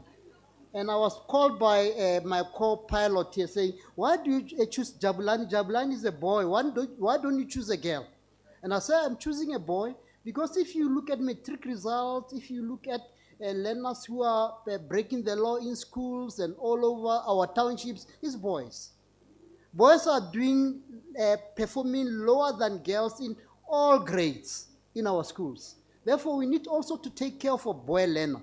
Now this Jabulani, with this papachai, you know papachai with those eyes and the mouth, or we call it a beak. It thinks it looks beautiful, but it's an ugly bird. And because of the eyes and that beak, it looks threatening. Now this Jabulani boy, he was a naughty boy. And you know papachais, when you gossip at home, you're a scanner. I say a scanner. Hey, Lestermus. Papachai Lester Naile. And he listens to these parents gossiping about Jabulani, Jabulani being ill-disciplined, Jabulani not going to school properly, Jabulani studying to smoke because he's a grade 10 learner. He thinks he's a man and he's still a boy. Now, one day, Papachai sees this Jabulani at the back of the yard in that in the neighborhood. And Jabulan was based home to Ryok. Ryok doesn't die. Papa pesinom. And say, "Hi, Jabulan, can see dear." And that Jabulan rushed back into the house and started reading, grudgingly so. He started reading, doing his homework. He goes to school tomorrow. He submits his homework. He gets a praise. He's #1 in the classroom in terms of doing homework. And he starts gaining confidence, and he passed his grade 10. And then the following year, he goes to grade 11. And I want to pause there. I'll tell you a story about grade 11. The next land activity is a halal tourism group. It's led by halal. Oh, I'm thinking about halal. I guess big hunger no. Ek wil halal kost. It's halal tourism group, not halal. Want ek is honger.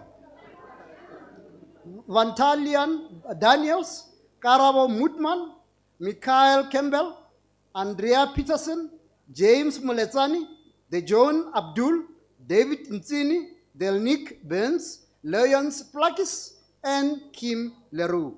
Welcome to the stage.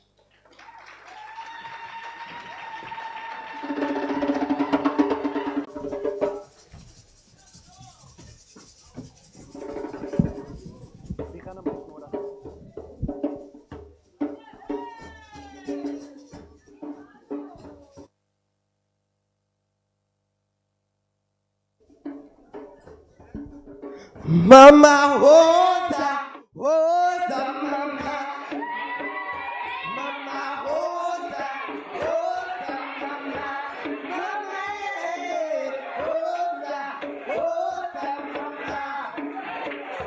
Mama, Hosa, Hosa, Mama. Mama Hosa, Hosa, Mama.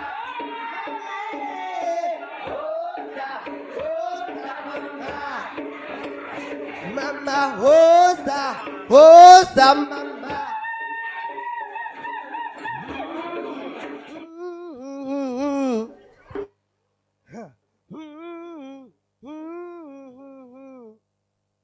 Good morning, my people. Sanbonani, Dumelang, and Kuyadak. I am Dijon Abdul. On my left-hand side, I have Ventiliana, Leonce, Dialnik, Kim, and James. On my right-hand side, I have Karabo, I have Kaylee, Cherise, and David. Now, my people, South Africa, our beautiful country, known as the Rainbow Nation, by Archbishop Desmond Tutu. This country is the only country in the entire world with 12 official languages, now newly added sign language. These languages represent a different culture in South Africa. This country was once deprived of forming part of tourism, but yet, so rich in cultural tourism.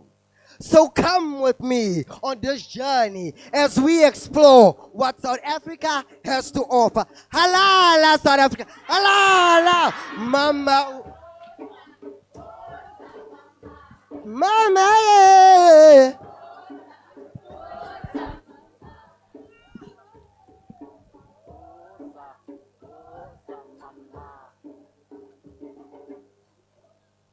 Western Cape.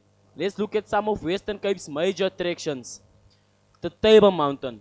Did you know that? I repeat, did you know that the Table Mountain is really rich in fauna and flora and is one of the world's 7 wonders. And you can visit the Table Mountain by going on a cable car, and that would be ideal for sight viewing. The Robben Island. The Robben Island is a significant site because of our former President Nelson Mandela, who spent 18 of his 27 years of imprisonment on this island. Thank you, Nelson Mandela. The Victoria and Alfred Waterfront. The V&A offers a wide range of shopping, dining, and entertainment options, which should be an ideal holiday for you and your family to go on. The Klein Karoo. The Klein Karoo National Arts Festival is held annually. This arts festival attracts a lot of tourists each year. You can visit the Kango Caves and the ostrich show farms at the Klein Karoo. Last but not least, the Garden Route.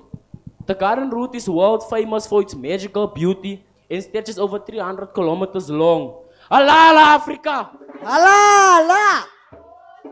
Oh, mama, mama, yeah. Mama, yeah. Northwest Province. Northwest Province is 4 main attractions known as the Laseri Cultural Village, Arkloops Arts Festival, Pilanesberg National Park, Sun City and the Lost City. The Arkloops Arts Festival is an annual Southern Africa festival here in Potchefstroom, which is home to many well-known artists and writers. The Pilanesberg National Park. The Pilanesberg National Park. The park has a airy Southern Africa wildlife, including the Big Five. The Laseri Cultural Village is a tourist village. The Laseri Cultural Village is a tourist village which celebrates several different cultural traditions in South Africa.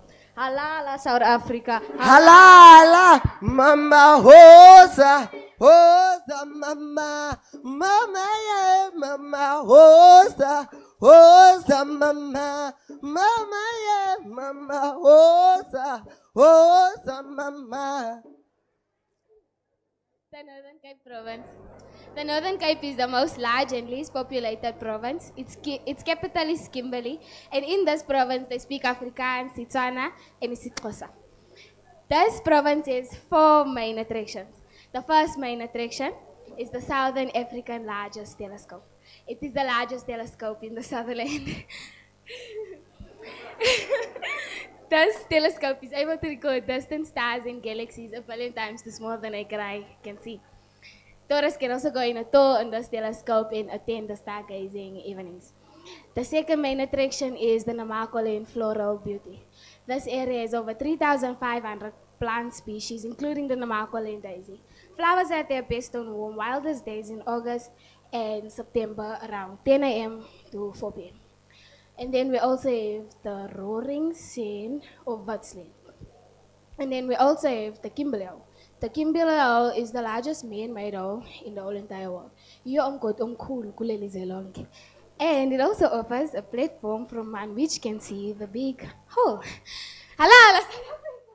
Halala! Mama hosa, hosa, mama, mama, yeah, mama hosa, hosa, mama, mama, yeah. Mama, yeah.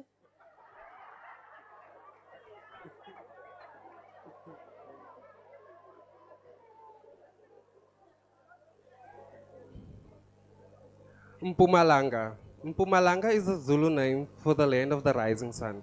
Mpumalanga is famously known for game reserves such as Kruger National Park.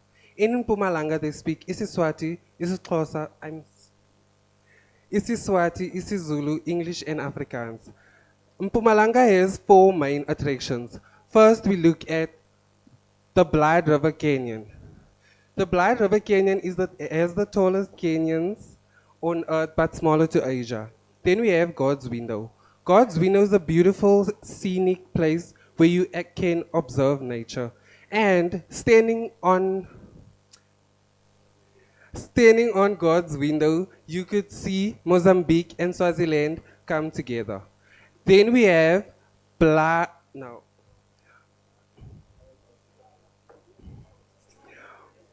Pilgrim's Rest. Sorry guys. Pilgrim's Rest is a mining camp, and also did you know that Pilgrim's Rest is the first facility owned by government? Then we have Bird's Luck Potholes. But did you know that at Bird's Luck Potholes, there is a braai and a picnic facility? Halala, South Africa. Halala, mama hosa, hosa, mama, mama, yeah, mama hosa, hosa, mama, mama, yeah.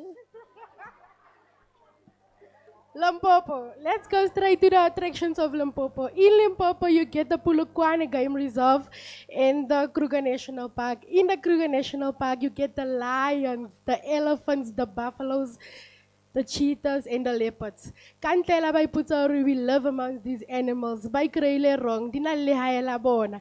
Halala, South Africa! Halala! Oza, Oza, mama, mama, yeah, mama, Oza, Oza, mama. Gauteng. Gauteng is a Sesotho word meaning place of gold and is where the gold industry developed after gold was discovered in Johannesburg in 1886. It is South Africa's smallest, wealthiest and most populated province. Did you know in Gauteng 24 schools has launched their specialization schools. In the Ekurhuleni South District, 2 schools has launched and Oosrand is one of them. Let's look at some of Oosrand's major attractions. Gauteng.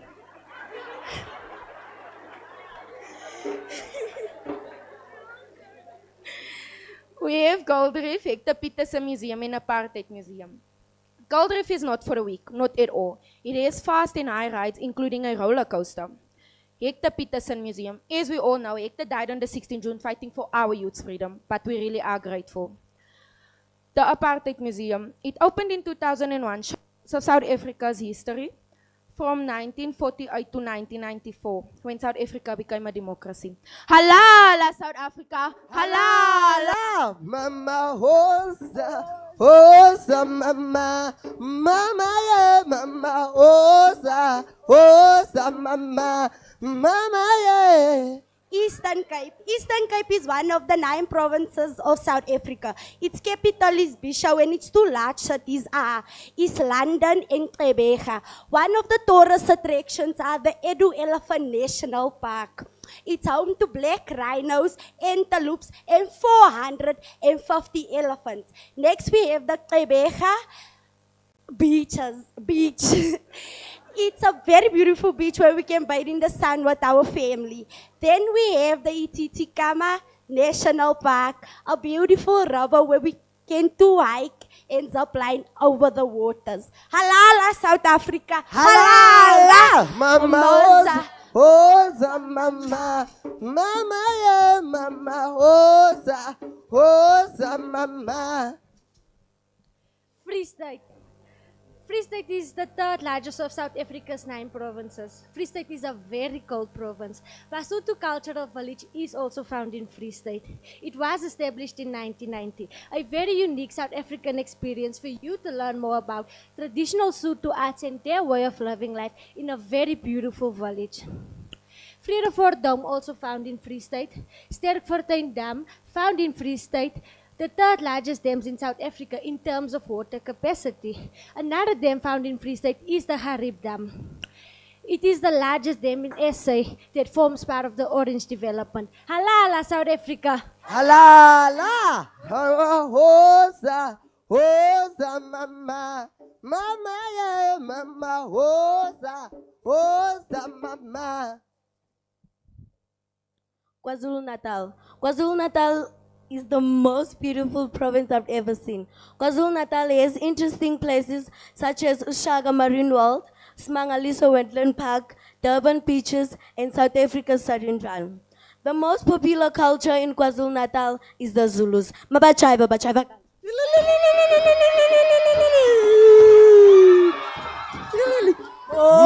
Hosa, mama, mama, yeah, mama, Hosa, Hosa, mama, mama, Hosa, Hosa, mama, mama, yeah, mama, Hosa, Hosa, mama, mama, Hosa, Hosa, mama.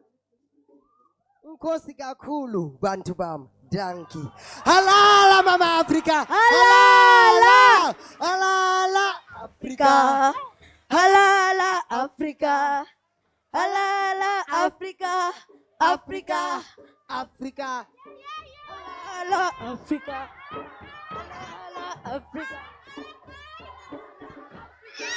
Africa. Africa. What's up? Yo, no!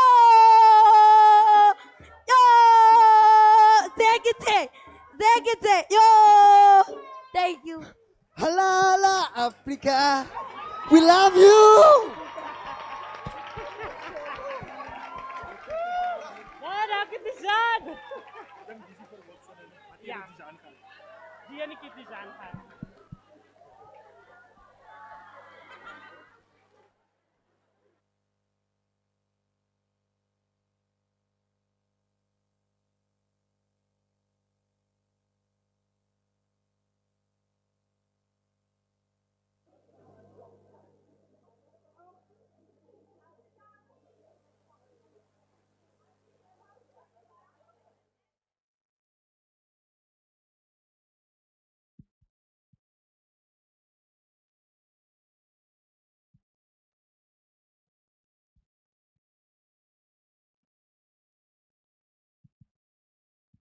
Thank you very much. We want to thank the Halala Tourism Group. I gave them a new name, Halal. Yeah. And I've got tears in my ears given the fact that they remind us of all these provinces. When we go on holiday, we want to go to France, we want to go to Namibia, but we've never been to the Northern Cape, we've never been to KZN or Eastern Cape, etc. Let's explore local first before we go cross-border and international. That's a reminder from them. These are our future tourism graduates. Thank you very much, Banakarea Leboga. Therefore, we have covered the whole spectrum of this particular school in terms of commerce, tourism, and hospitality. Thank you very much. Do you still want to hear about Jabu? Jabu is a teenager. He's an innocent teenager. He's tried to smoke, but my papahai called him to order because this papahai, as I told you, thinks he's the most beautiful bird in the world. Now he's doing grade 11. At grade 11, this Jabulani thinks he is becoming a man. I think the testosterone is playing a game with his body. Now this papahai was called to order by the neighbors to say, papahai, look, man, be polite to this young man. Don't just attack him left, right, and center. Leave him alone. Mark your montu. And this papahai, because it's obedient, it listened to the neighbor, it listened to its owners, and it looked at Jabu one day at the corner of the street. Because this papahai is not caged. It's free to fly anywhere. So he flew and it got onto a very tall tree, and it was looking at Jabu. Jabu was doing grade 11. And Jabu was trying his luck with this young lady at the corner of the street, pulling her, trying to talk to her. I can go buy for you. I can sleep for you. I can sleep for you. Nyatana. And papahai is looking at him. And this papahai, because he's obedient and is polite, it has been warned not to talk to Jabu. But papahai decided to say, no, I cannot leave this young man doing these wrong things. He must go back to school, study, and finish his matric. And papahai, because he cannot say anything, he said, Jabu! Jabu looked at this papahai and he kept quiet.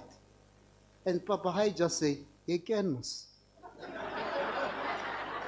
You know, Mus. And Jabu, because he was called to order previously, he knows what this papahai means. Go back home and study. Now Jabu studied and he passed his grade 11 and he went to grade 12. And then I'll tell you the next paragraph in the next round. Colleagues, I've been requested to call upon anyone who found or accidentally bumped into a driver's license. Oh, he found it. I'm told that it's found. Driver's license and some money and everything else. So it's found. Thank you very much for being honest. God bless you. So it's found. Colleagues, we are getting into the key part of our program, and it's a privilege and honor for me to call upon a keynote address by our MEC, Matome Chiloane. But before he stands up, I know he doesn't want to be introduced, but I told him that MEC, I'll continue introducing you as MEC for education and youth development until you finish a year in this department. Because if you are still less than a year in a department or with an employer, you are still on probation. In government, we pay you on the 30th, not on the 15th. Once you finish a year, we pay you on the 15th now because we can trust you. So my MEC is still new until he completes a year.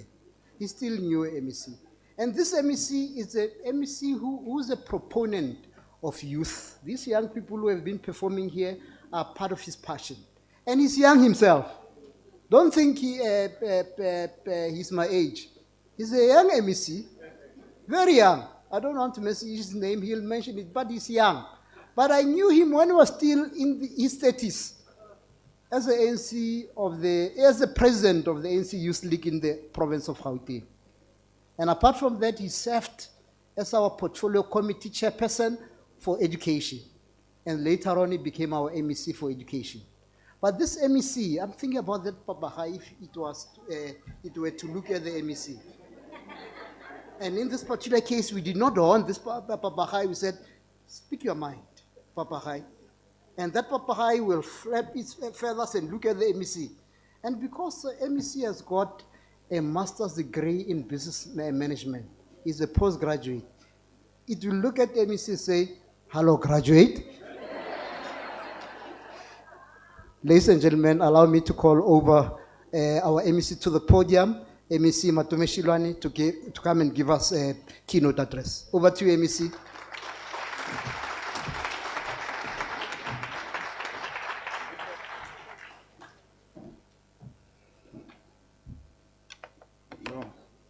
Thank you, HOD.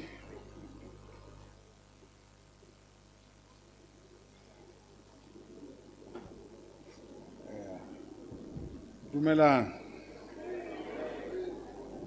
Sanbonani. Abshini. Nda. Good day. Goeiedag. Ek moet praat alles. There's a sign language as well that I must learn very urgently. Or must I say, Mama Woza, Woza Mama. Eh? Oh. Eh? That's what I must say. Eh, Mama Woza. Hey. I like the creativity of the youth. Yeah. No, thank you very much. I know that it has been quite a bit of a long program, but it was necessary because this is a special day, especially for the school and more importantly, the community around the school. Rechepak, Ramaphosa, Angelo, Dugatole, and all their surrounding townships around. I'm a child of this region, let me just say region rather, the metro. In fact, I worked for the city at some point, being responsible for youth development in the mayor's office for quite a number of years, many years ago. So I would frequent these areas a lot. And so I'm a bit well vested with the challenges that are facing young people in the area because I worked with them for a long time. So let me just get into the serious part of greeting. You know, this part you can undermine it, but it has a potential of creating enemies for you. So when you greet, you must greet everybody. And those who miss, apologize when you finish and apologize when you conclude your speech. That I apologize if I didn't mention your name. So program directors, the acting HOD, Mr. Ru, and the program director number 2, Mr. Ru. So Ru and Ru, thank you so much for the work you've been doing thus far, keeping us entertained, keeping us awake, keeping us focused on the program. The DDG, Ellison, Advocate Ellison, Benston. She does a lot of work for us. She's a very busy lady. So when you see her, you must know that it's a privilege. I even struggle to find her because she's running the whole department. The core business of education department is run by her. She's sitting with about, how many directors? 60 or something. 30 directors.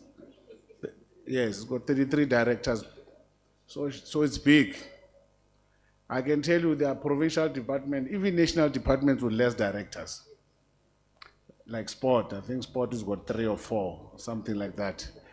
So very small, but she's running the big core and the core business of the department. So you acknowledge DDG.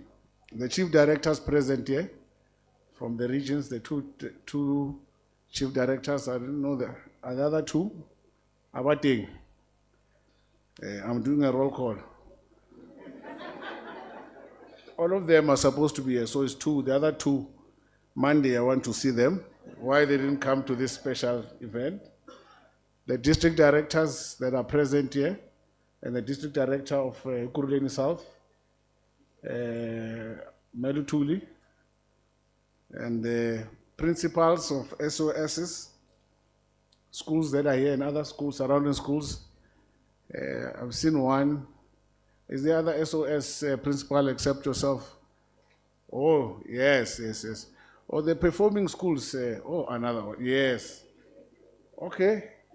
Ali emele mbalibone once. Principal Arense, these are your colleagues. You must see them. See? And it's competition. Don't just assume that it's just colleagues, you greet each other, you have a WhatsApp group. It's competition. Schools of specialization, it's results. Results. Because we're putting a lot of money here and we're bringing everything that we can here. So we want the results. I'll get to the results later. We'll have a longer discussion. The leadership, the portfolio committee members who are here, I know the chairperson, acting chairperson rather. We lost a chairperson of the committee and it has been very difficult to find another one. Mr. Honorable Munyai. Leadership of the ANC that I saw here. SGB chair and other parties, sorry, let me just mention other parties as well. Osbaizani, so I will mark a mistake, so I'm correcting myself. SGB members, through the chair of the SGB, thank you very much for being here. And learner formations, school principal, GD staff, parents, teachers, and let me get to the sponsors. Mr. Ngasana, Bam Ngasana, I know you're a serious supporter of education. You know, everywhere there's education and the interest is progressive, I always meet him. Thank you for the continued support. Professor Nkutlu as well, thank you. Where's the prof? Okay. Otswil? Yeah, okay. As well. What called the academy? Marketplace Academy, CEO. Thank you for the work you've been doing. I mean, you stood here for 30 minutes, I thought, no, my speech is done. Because this is what I want. You know, this is the partnership we want. Education is big. You know, we need all hands on deck. Literally, we need everybody to put their hands into this sector. You know, this is where our future lies. You know, this is where we make or break a country or a society. So we need all of us to be there. And thank you so much for really pulling all your stakeholders, all those partners we've identified. There are many. You know, all of them to really come through and assist this school and the 7 other schools that we've mentioned. Keep up the good work. Thank you very much. In fact, take up a discussion with the DDG. The kind of support we've given here. We've got another, how many, 14 left? How many more? 13 more SOSs that we must launch. So it will be good that we pull all those private sector stakeholders to come through. I know there's a new concept that's been purported in the private sector called ESG. And really what that says, in my little understanding, is that it's all about the broader strategic sustainability of the company. That instead of just focusing on profits, because in the past it was profit and what you have left, then you share with the community. What would be called CSR, is it correct? Yeah, CSR. Now with this one, it's more, it means that the social and the environment and the government, it's one, it forms part of the overall strategic goal of a company. Before, companies will focus on what do they get. They make their own profits, and then they say, okay, from these profits, we've got so much left. Where do we go? Where's the old age home? Let's go and paint it. Where's the children's home? Let's go and buy some shoes, some clothes. This time, it's all about the company must exist within the community and be accountable for the economic and environmental impact within its immediate community. And that is good. So I can assume that this is what's driving your partners in the main. So thank you so much. You are really acknowledged that far. Today is the second day of, or third day of Women's Month. So it is a very, very special month for our mothers, our sisters, those who are married, our wives. I won't say girlfriends, because when you are young, don't have girlfriends. Focus on your education, your classmates. So it's a very important month, and it's a month where we appreciate the contribution of the women of 1956 when they marched to the Union Building against the I-Pass laws, and they took a risk. There were about 20,000 women. I know one woman who's still alive from that march, Mesofidi Brain, she's still alive. She participated in that particular march, was very young at the time, fighting for the broader struggle of our people. So this is why, as a country, we've decided to dedicate this month in celebration of our mothers, our women, our girl child, to ensure that they realize that obviously we should celebrate them every day. We must acknowledge their contribution every day, not just in this particular month, and also another day called Mother's Day.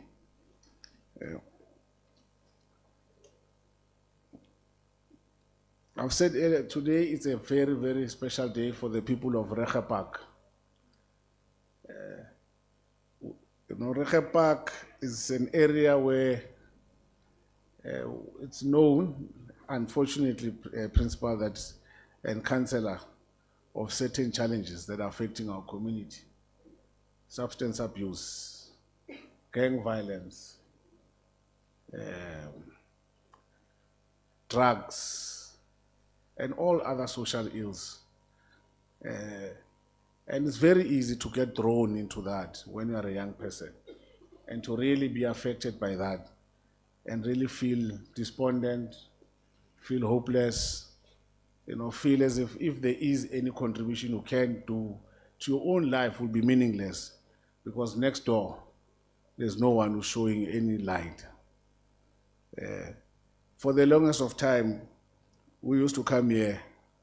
I remember in the city, it would be an event, and that event will be guarded by police and other things. And those days should be over, Councillor. We can't allow our communities to be overtaken by thugs to a point where our children, our community members live in fear. They feel hopeless. It can't be. We can't allow, we will not surrender our communities to that. That's why, amongst other things that we're doing as a provincial government, is that we're tackling crime. We're tackling any form of crime, where it raises its head. In fact, we've declared war. We've got the green beans. We call them the wardens. The first 6,000. We're going to put more. We're getting more. We're recruiting more. Because we're fighting crime. We're putting CCTV cameras in all our communities, especially hotspots where we know there's a problem of crime and drugs. So Reche Park is one of those areas that will be cameras everywhere. The only place where you won't find a camera is in your house, because you can't enter there. But if you're in the street, we want to make sure that as soon as there's a perpetrator, whether they are selling drugs, whether they are going to hijack, whether they're thinking of anything of social ill, they know we're watching and will apprehend them. Amongst those things, that's why we even came to say we're going to invest right there in Reche Park, where they think they can take over, Principal. We came here to Oosrand deliberately to say we've got children in Oosrand, in Reche Park, they have a future, and we're going to make sure that in Oosrand they are able to fulfill their potential. We are going to create that particular environment. We came here deliberately. Usually when we look at SOSs, we have a tendency of looking at, amongst other things, performance of the school.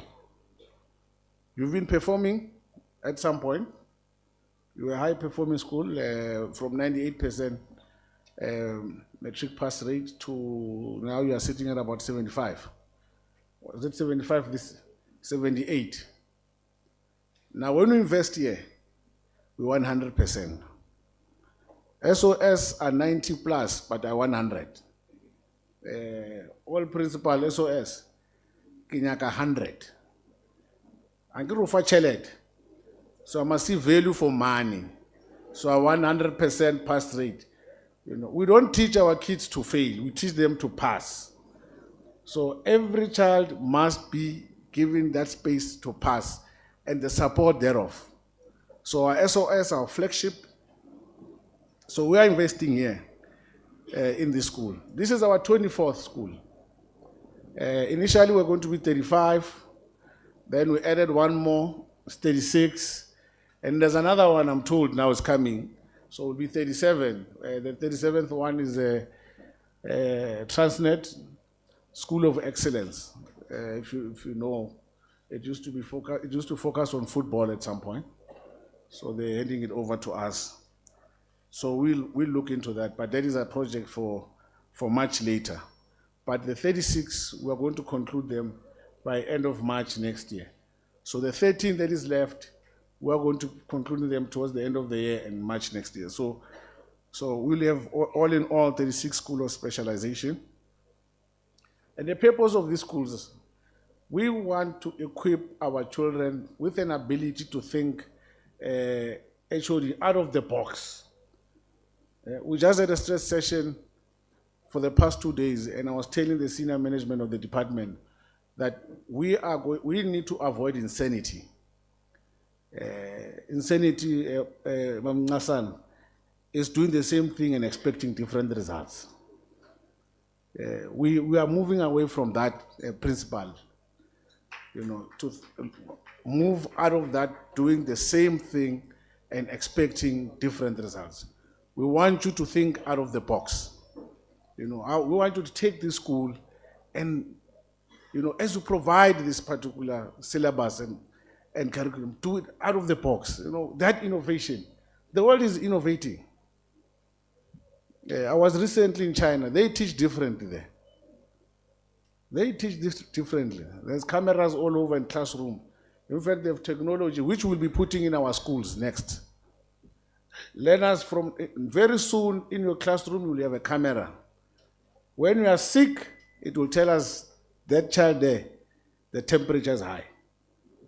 No longer that the teacher must second guess as a parent that no, but this child has been sleeping throughout the day. It means the child is sick. Immediately, it will be able to detect that the child's temperature is high. Let's get that child help.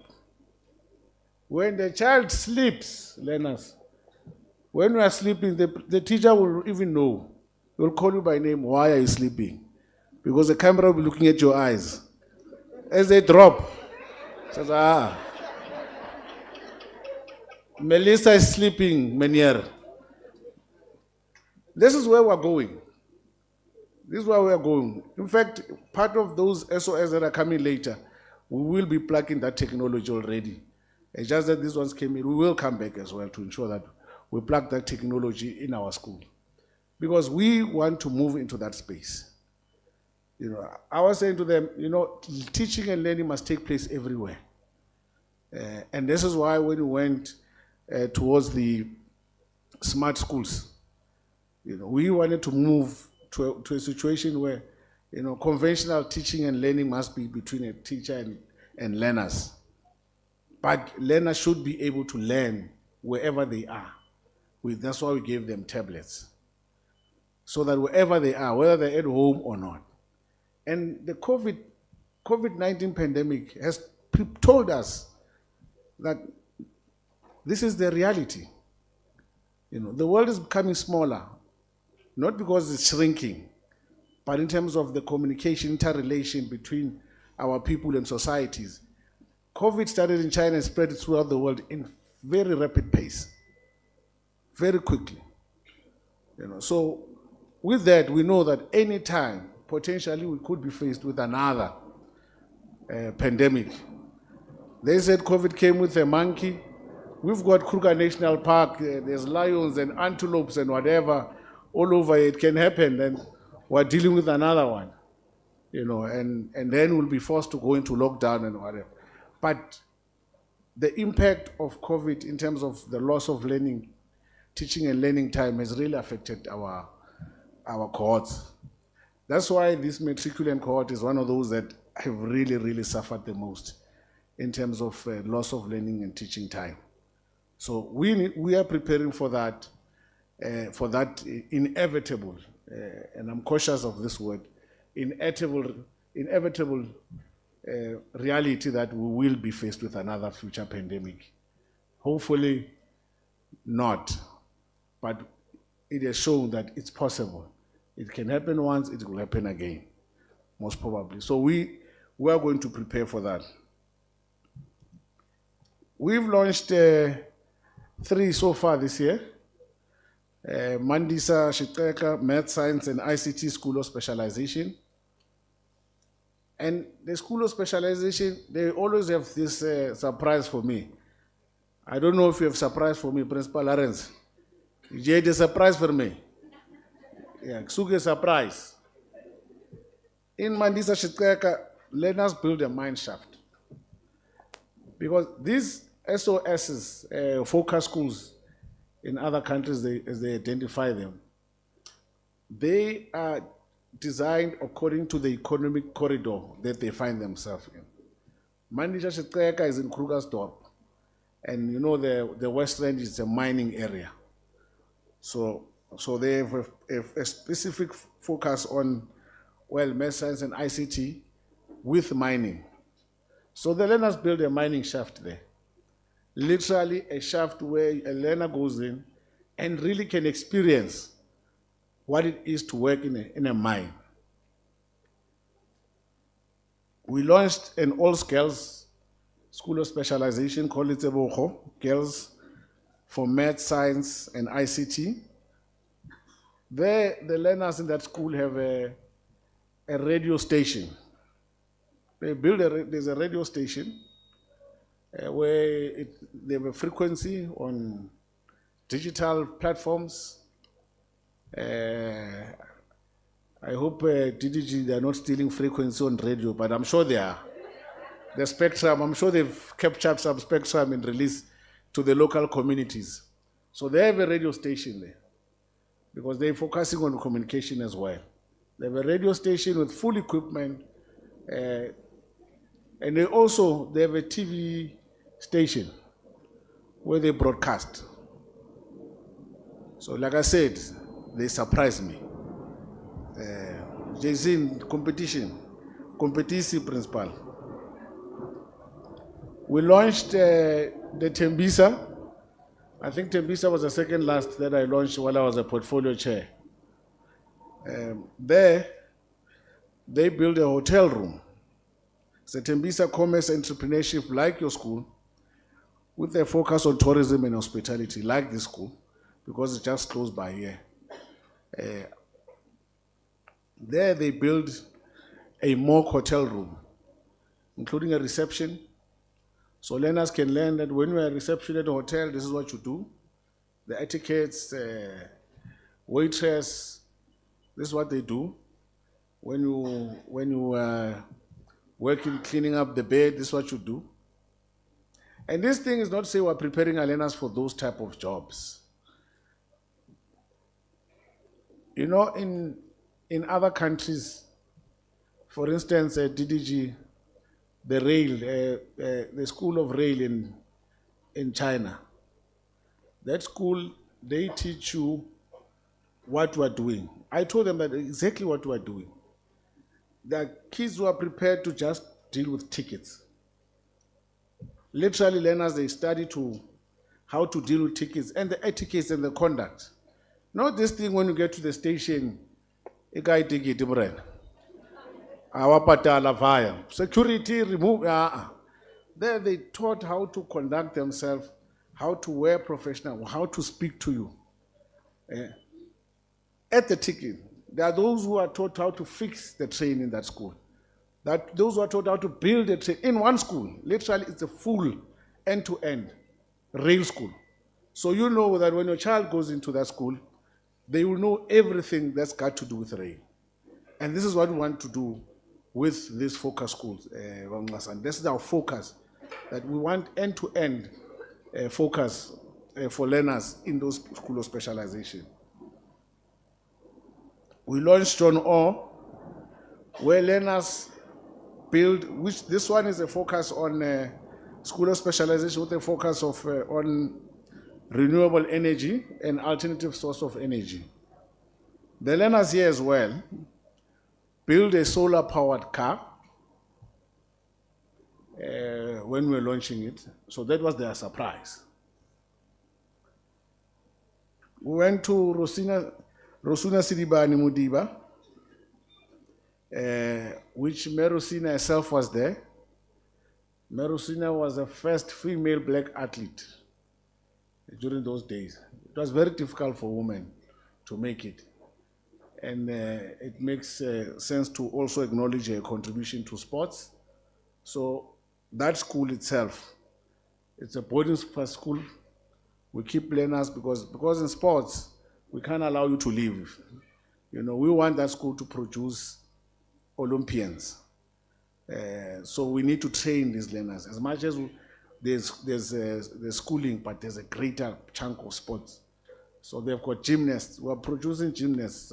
Some are going to and are actually, what is this thing? Representing South Africa currently already from that school.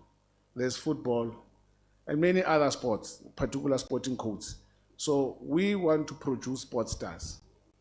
Netball, yes, there's also netball there as well. We are resolving Bafana. Banyana is already fine. Banyana is okay. The netball team is okay. You can see Rosina Sidibani impact there. It's okay there. But now we're fixing Bafana. So with these sports schools, we're keeping learners in the schools. They train in the morning, they go to class, they train in the afternoon, proper nutrition, everything. So COU need to consider also finding some form of support to those particular schools. So we are incubating those learners so that we can get sports stars. You know that it doesn't take many players to win for the national team. Argentina was carried by Messi the whole tournament. Without him, they would have lost in the first round. So we want to identify those. It's all about getting that particular special talent and really investing in it to carry it. As well as Mashia, and I know that Soshanguve, you know, that is our award-winning school. The learners, they produced a solar-powered locomotive. They're winning awards internationally. It's also it's an OSS in the middle of the township, ensuring that the people of Soshanguve, the learners there, the youth know that here, this is the school, and to give them hope. So those learners have gone internationally to win awards, represent the country. They've won awards all over that needs to be won in terms of innovation, technology. They've done it. The SOS in, I see you even have a uniform. You can see that you are identified. Yaku, Tech as well. Are you working with them? Yeah, I could see, because some of the things that you mentioned, I saw them that side, so I could assume that you have, yes, as well as they're also doing a lot in terms of agriculture, agro-processing rather, manufacturing. So they have a swimming pool, by the way. Katlong Tech, there's a swimming pool. The days of saying black people can't swim are numbered. No, we're fighting against the perception. Yeah, white war with perception. I was looking at the report that we have got over 300,000 young learners who have taken through the swimming lessons. And that is part of our multi-certification program, where learners will be getting certified from grade 1 until grade 12. We're doing away with an era where a child leaves school with just grade 12. And that's it.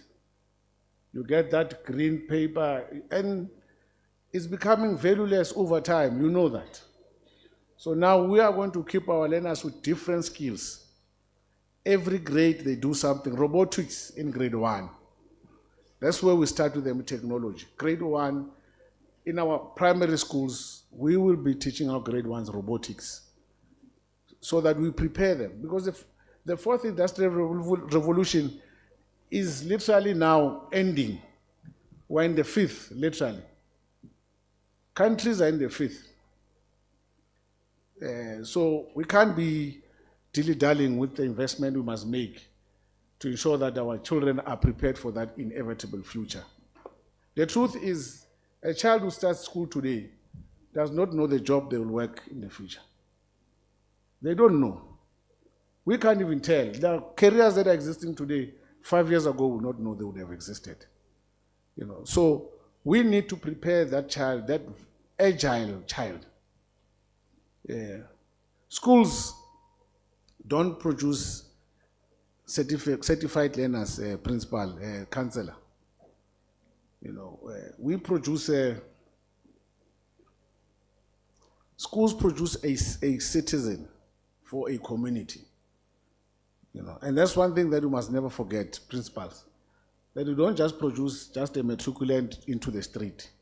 You are producing a citizen, a community person that should plug into the community and is able to make a difference in the community. That's what schools should do.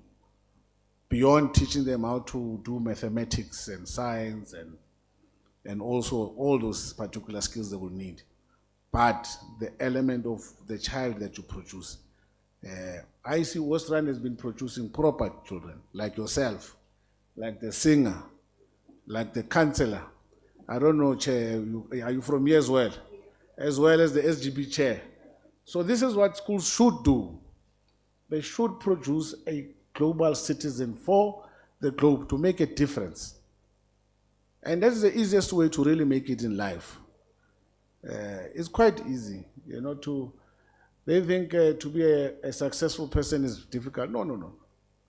It's very easy to be successful. You just need to be able to make a difference in the person next to you. That's all.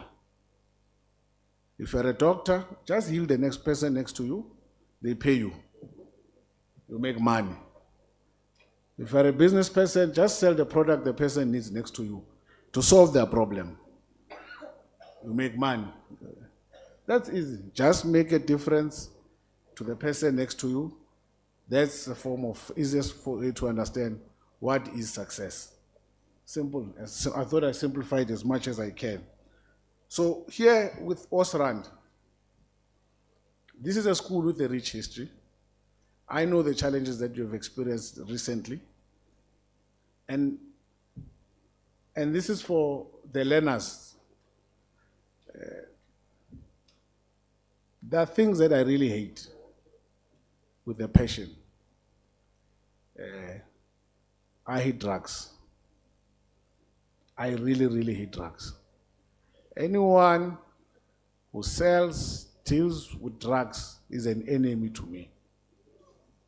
I hate drugs. And this is one thing that you must keep away from. There is nothing that can come out of utilizing in drugs. Nothing. Except your future lost. And eventually, we don't know where you'll end up. You have seen what drugs do to our youth. You have seen what drugs are doing to our communities. Drugs are an enemy. And principal, amongst other things, we are going to secure your school. If it means that we must search here, we will search every day. We are going to search every day.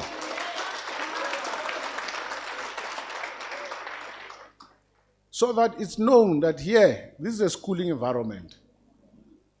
When you come into these premises, you must come knowing that you are here to learn. So, drugs, we must fight it by all means possible. And really, really, you know what can help? Working with the local community policing. I know that I saw one video. Where's the SAPS? I saw one video where, is it Rache Park, where they were taking a cable in front of the police station? I know it can't be. Where are those people? They are not working. Yeah? Yeah, I saw a video. I was shocked. I was, are you sure it's a police station? They were digging a hole there in front of this one here. Digging a hole, taking cable in front of them and going to sell it wherever. That's lawlessness. Yeah? And those are things that we must fight. And I can tell you, we are going to fight it as provincial government. We are going to fight it. Because now we've set up a command center. We're launching it with cameras everywhere. Everywhere. Not only cameras, we're putting cars in those communities, like Rache Park. We've given the police 400 vehicles. They've been saying they don't have vans. So we're giving them 400 cars. So they can't tell us they don't have vans. And part of that intervention at the center is our schools. So police need to guard our schools with the resources that we are giving them. We have told them protect two institutions. Protect our schools, protect our medical facilities. That's what they need to protect, because that's where our people are always there. So we are giving them cars. We have procured helicopters. 4 have already arrived. Drones are coming. We've procured about 60 drones that will come and become big brother, eye in the sky. So we will be looking to guard our communities. We can't hand over our country. We can't. We can't hand over our country. You know, I know many who believe that we are somewhere. We are not there. If you don't believe me, go to Zimbabwe, go to Mozambique, go to Lesotho, go to Swaziland. They are nowhere near what South Africa is. South Africa is beautiful. Travel the world, you'll see. Usually when I travel, I want to come back home. I recently traveled with the DDG. I was homesick already. I was in Zambia, so I can't be here. When you travel, you must take injection of yellow fever, you must take this. And then you want to compare those countries with us. No, you can't. No, you can't. Here you just learn. You are relaxed. Yeah? You are relaxed. Now you can even feel, man, the weather is nice. So the only people who are giving us problem are criminals and thugs. So we are going for them. Each one, we are going to make sure we find them and we put them behind bars. Amongst other things, we must start discussing as politicians. The punishment must start fitting the crime. So far, punishment doesn't fit the crime. Clear. You know, we need to get to that point. So we need to look into aggressive legislations so that we protect our e-panic buttons will be given to our educators first. Those are the first people who are going to receive those e-panic buttons together with nurses. So we are securing our schools, Principal. This is what we are doing. We are securing our schools. So to make sure that the schooling environment is safe. We're also going to put, there are schools that will need security guards. Beyond the 5,000 patrollers we're getting, we're going to put security guards. The school in Joburg South, Kalabusha. Yeah, that school was riddled with gangsterism.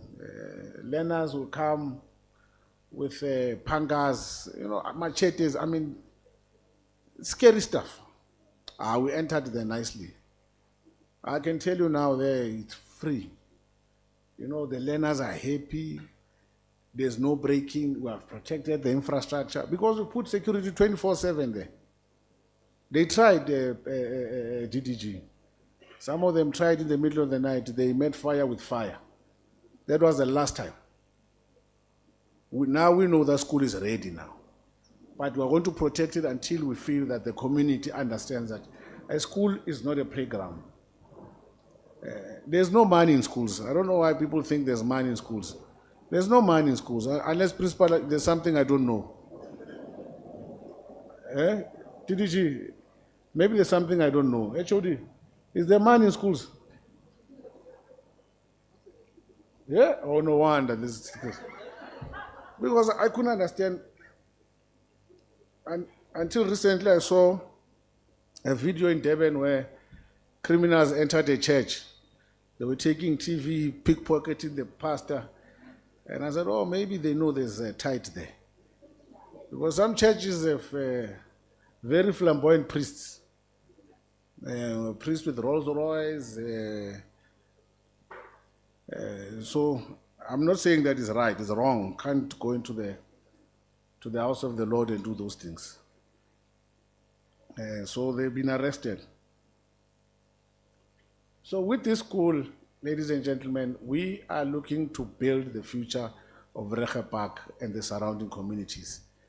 We hope this school, amongst other things, is to bring hope to this community, Principal, Chairperson of the SGB. We have brought everybody here, and everybody we've brought here will be bringing some form of services. I've brought my two CEOs of my two institutions. The CEO of Matthew Koniwe, I saw him here, there. I brought the CEO of Saibono, Professor Nzobi, this is Mahlangu, Mr. Mahlangu, and Prof. Nzobi, I don't know, you see him. He's gone from Saibono. They are also going to be involved, equipping and capacitating your educators and the learner representative councils. Saibono will be dealing with the, this also form part of the SIP schools? With SIP, so that we are able to get the design. So we are giving the school everything to make it learners. We have given you everything. The rest is up to you. Literally, there's no lack. You know, I don't think I would have been a politician if I had all the things. I think I would have been something else, an engineer, or I didn't have to feel that burning a tire in the street is a way to get out of some challenges or fighting for people. I would have fight for myself. You know, so this is what we are doing. We're giving learners everything they need to make it from Oosrand. So matric result, school discipline, school security, educators must be on time, Principal. Make sure learners must be on time. You know, crack the whip. Chair, crack the whip. You know, get the school right. You know, if there's, I promise you, if there's a problem of teachers that don't teach, crack the whip. Don't play. Because now I want the results. If you don't crack the whip, I'm coming to you. So you'll decide. Their head or your head. You know, it's always that discussion. You must decide that. The MEC comes here, or you deal with them, you get the results. So you, as a principal, as a school management, crack the whip. Let's get the school right. The school here in Katlehong, they don't have a bell. You still don't have a bell to tell learners that it's time for classroom. Yeah, in Katlehong Tech, they don't have a bell. Children know 10 o'clock is lunch, 10:15 we're in class. They go themselves. There's no bell that rings that it's time to go back to class. That's the level of discipline that you start need to crack. Literally. I didn't even believe it myself until I saw it. So this is what I want with the investment that we're giving to this community. This is your school, people of Rekha Park. Ramaphosa, Angelo, Dugatole. It's your school. Protect it. Protect these children. Don't allow thugs to be on the gate here during break trying to sell our children cigarettes and alcohol and other things. Don't allow it. Make sure if you see them, you are the first to apprehend them. Remove them from our school because they are destroying the future here. We know that in some instances, they even give learners drugs to come and sell in. We have a program to deal with those learners. But in the meantime, if you find those learners, remove them from the school, bring them to us, move them away from the kids. I really think that's the only way, because if you speak to them, you take them, tomorrow they'll come again or after a week. So we don't want that. Immediately when you catch a learner that you feel has got drugs, whatever, remove them. Bring them to us. Bring them to me. I will fix them nicely. I'll bring them back. All right? We are not destroying their future. We are protecting them from themselves. So you bring them to me. I will fix them. In the meantime, those who want to study, allow them to study and focus on their future. The rogue elements, bring them this side. We are ready for them. We've got a program that we have set up. I'm marshalling that program myself to make sure we get those learners right, because we need to protect them. You don't know amongst them there's a president of the country. So we don't know. So because of that, we protect them. But in the meantime, let them not disrupt those who are ready, who are moving, so that we can get the desired outcome from this investment that we have made. So as I conclude this launch, it's safe to say that officially I declare the Oosrand Commerce and Entrepreneurship School of Specialization with a focus on hospitality and tourism open. Thank you.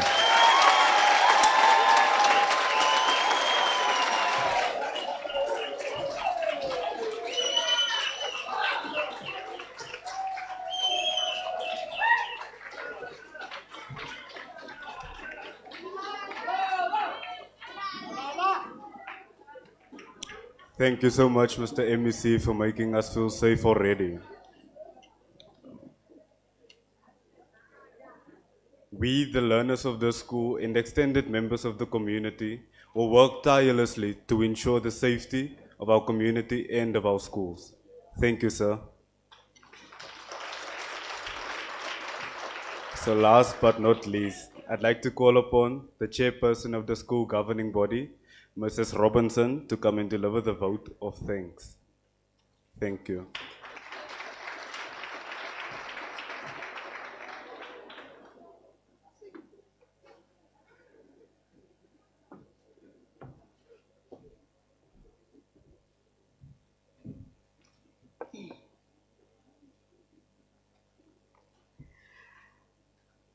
Good day. Middag. No, it's still afternoon. Okay. MEC Chiloane. Chiloane, yes. HOD, Mr. Buklani. Right. All other dignitaries and officials, principals, educators, parents, SOS teams, are you here with me? Learners, where are they now? Okay, nevertheless. Okay, learners. Thank you for your presence here today. To all of you for sharing a vision in transforming Oosrand to a school of specialization. Thank you. Our learners will become, through this initiative, skilled for the industries and so doing become employable. We would like to acknowledge the following partners and role players. Okay, this is going to be a long list, guys. Okay. Political principles. MEC, Matome, Chiloane. And you get it right. MPL, Education, Chairperson, Councillor, Unit Representative. Now how, there's a lot of people. Okay, Unit Representatives. Chairperson, Secretary, SATU, Chairperson, Secretary, ANC branches, Chairperson, Secretary, Profession Seasway, and Future Nation Schools. Officials, main stakeholders, principals, staffholders, learners, school SGBs. Okay. Marketplace Academy. Rand Airport, Standard Bank, directors and team from Johannesburg Culinary School, KPMG, Capitec, Southern Sun Hotel Group, Motors Imperial Hyundai, sorry guys, Gold Rush, ShopRite, and Checkers, Plumbing Company. Oh Lord, Gauteng Tourist Authority and staff, Mr. and Ms. Modise from Department of Correctional Services, faith-based organizations, Regopark, SAPS, Ward Councillor Edith Klaassen, elders of Regopark community, Regopark School, Principal SGB, Principal and SGB Chairperson, the other principals from neighboring schools. Okay.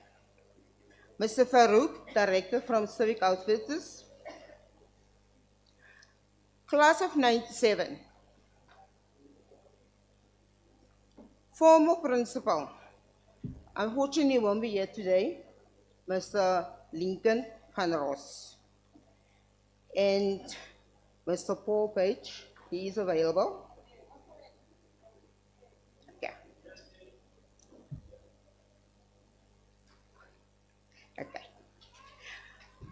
Mr. Ivan from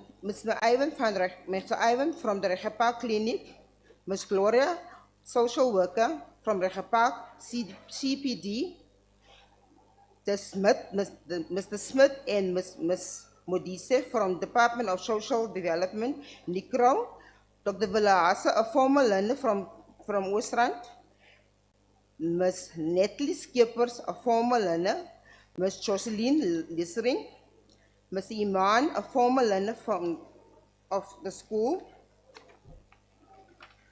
Okay, guys, almost there. Thank you. Thanks for sharing us the exciting vision with us. Will you also please allow me just to call upon Mr. Page, our former Mr. Page, can you please come up?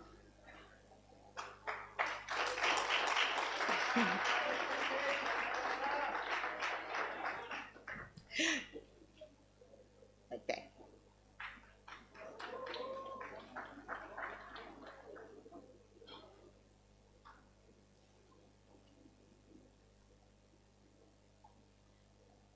Okay, Mr. Page is our former deputy principal. And then can we also call up on the HOT Ms. R. Mizuki for services? I saw her. Seems she's not here today. She was here. And also Ms. Jacobs for Afrikaans, the former.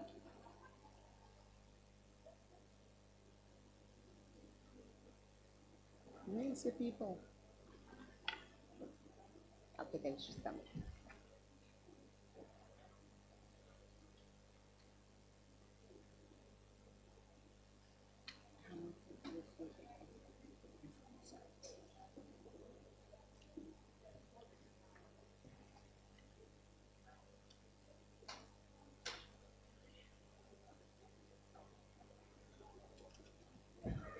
We like to thank them for their loyal services for the school and in the community. Unfortunately, Mr. Pandrossi is not available, but I've seen Ms. Mizuki here, so I don't know where she is. She left. Okay. Can we just, MEC, can you just come along so we can just take a picture?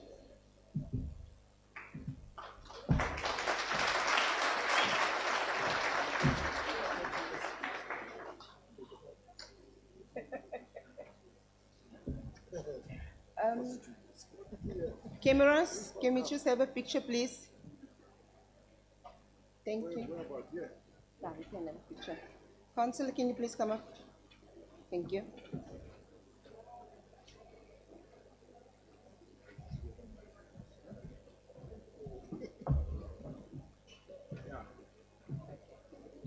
This?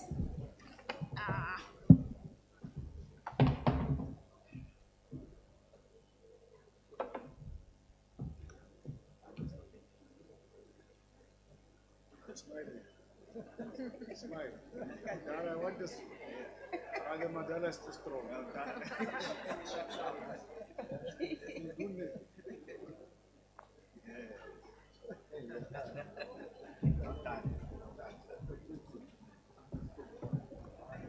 Thank you so much. These were the people that were teaching, especially Mr. Page, who was one of my teachers.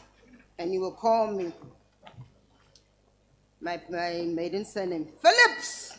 Get away from the streets, from the stoops. But anyway, nevertheless. Okay, guys, I would like to leave you with a nice scripture here from Proverbs 22, verse 2. You always have to thank God for what's happening. We need to ask Him for His blessing. It's going like this. Train a child the way you should. Train a child the way he should go, and he is old. He will not depart from it. I thank you.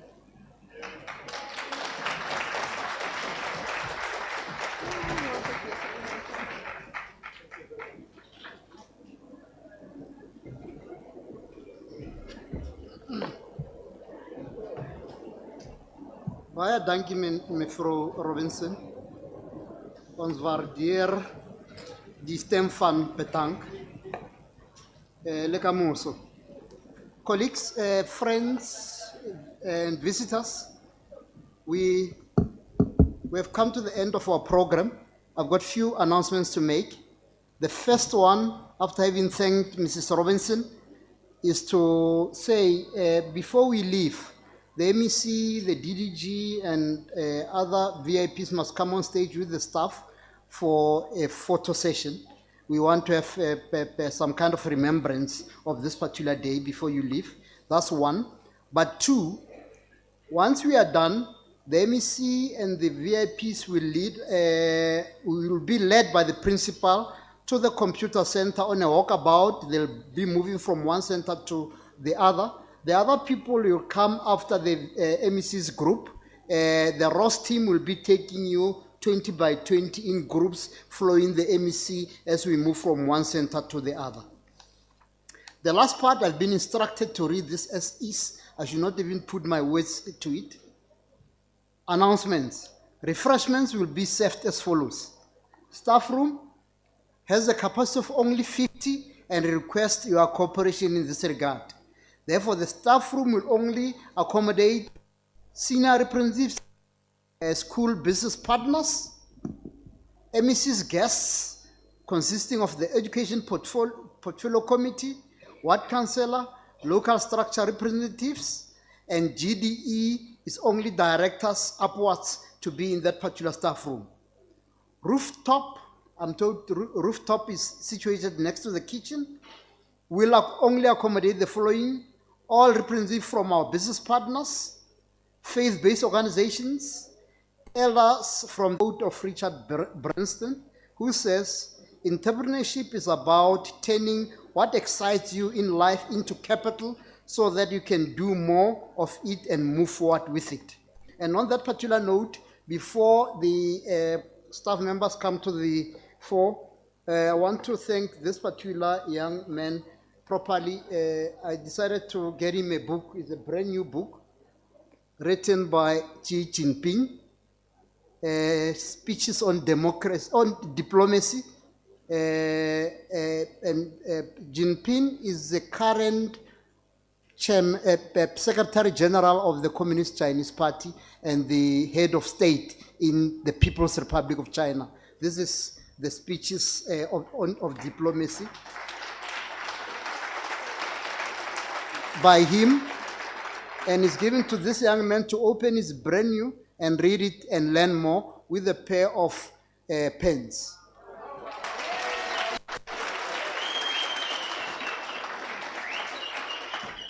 I also want to announce that I've now adopted him as also my son. I'll be tracking him. He's doing grade 11. I'll be tracking his studies until grade 12 and also mentor him as a man as he gets into treasure. Thank you very much. On that particular note, I want to thank you and call upon the MEC, DDG, chief directors, partners and staff members to come on stage for a photo session. From there, we'll lead the procession to the computer room. Thank you.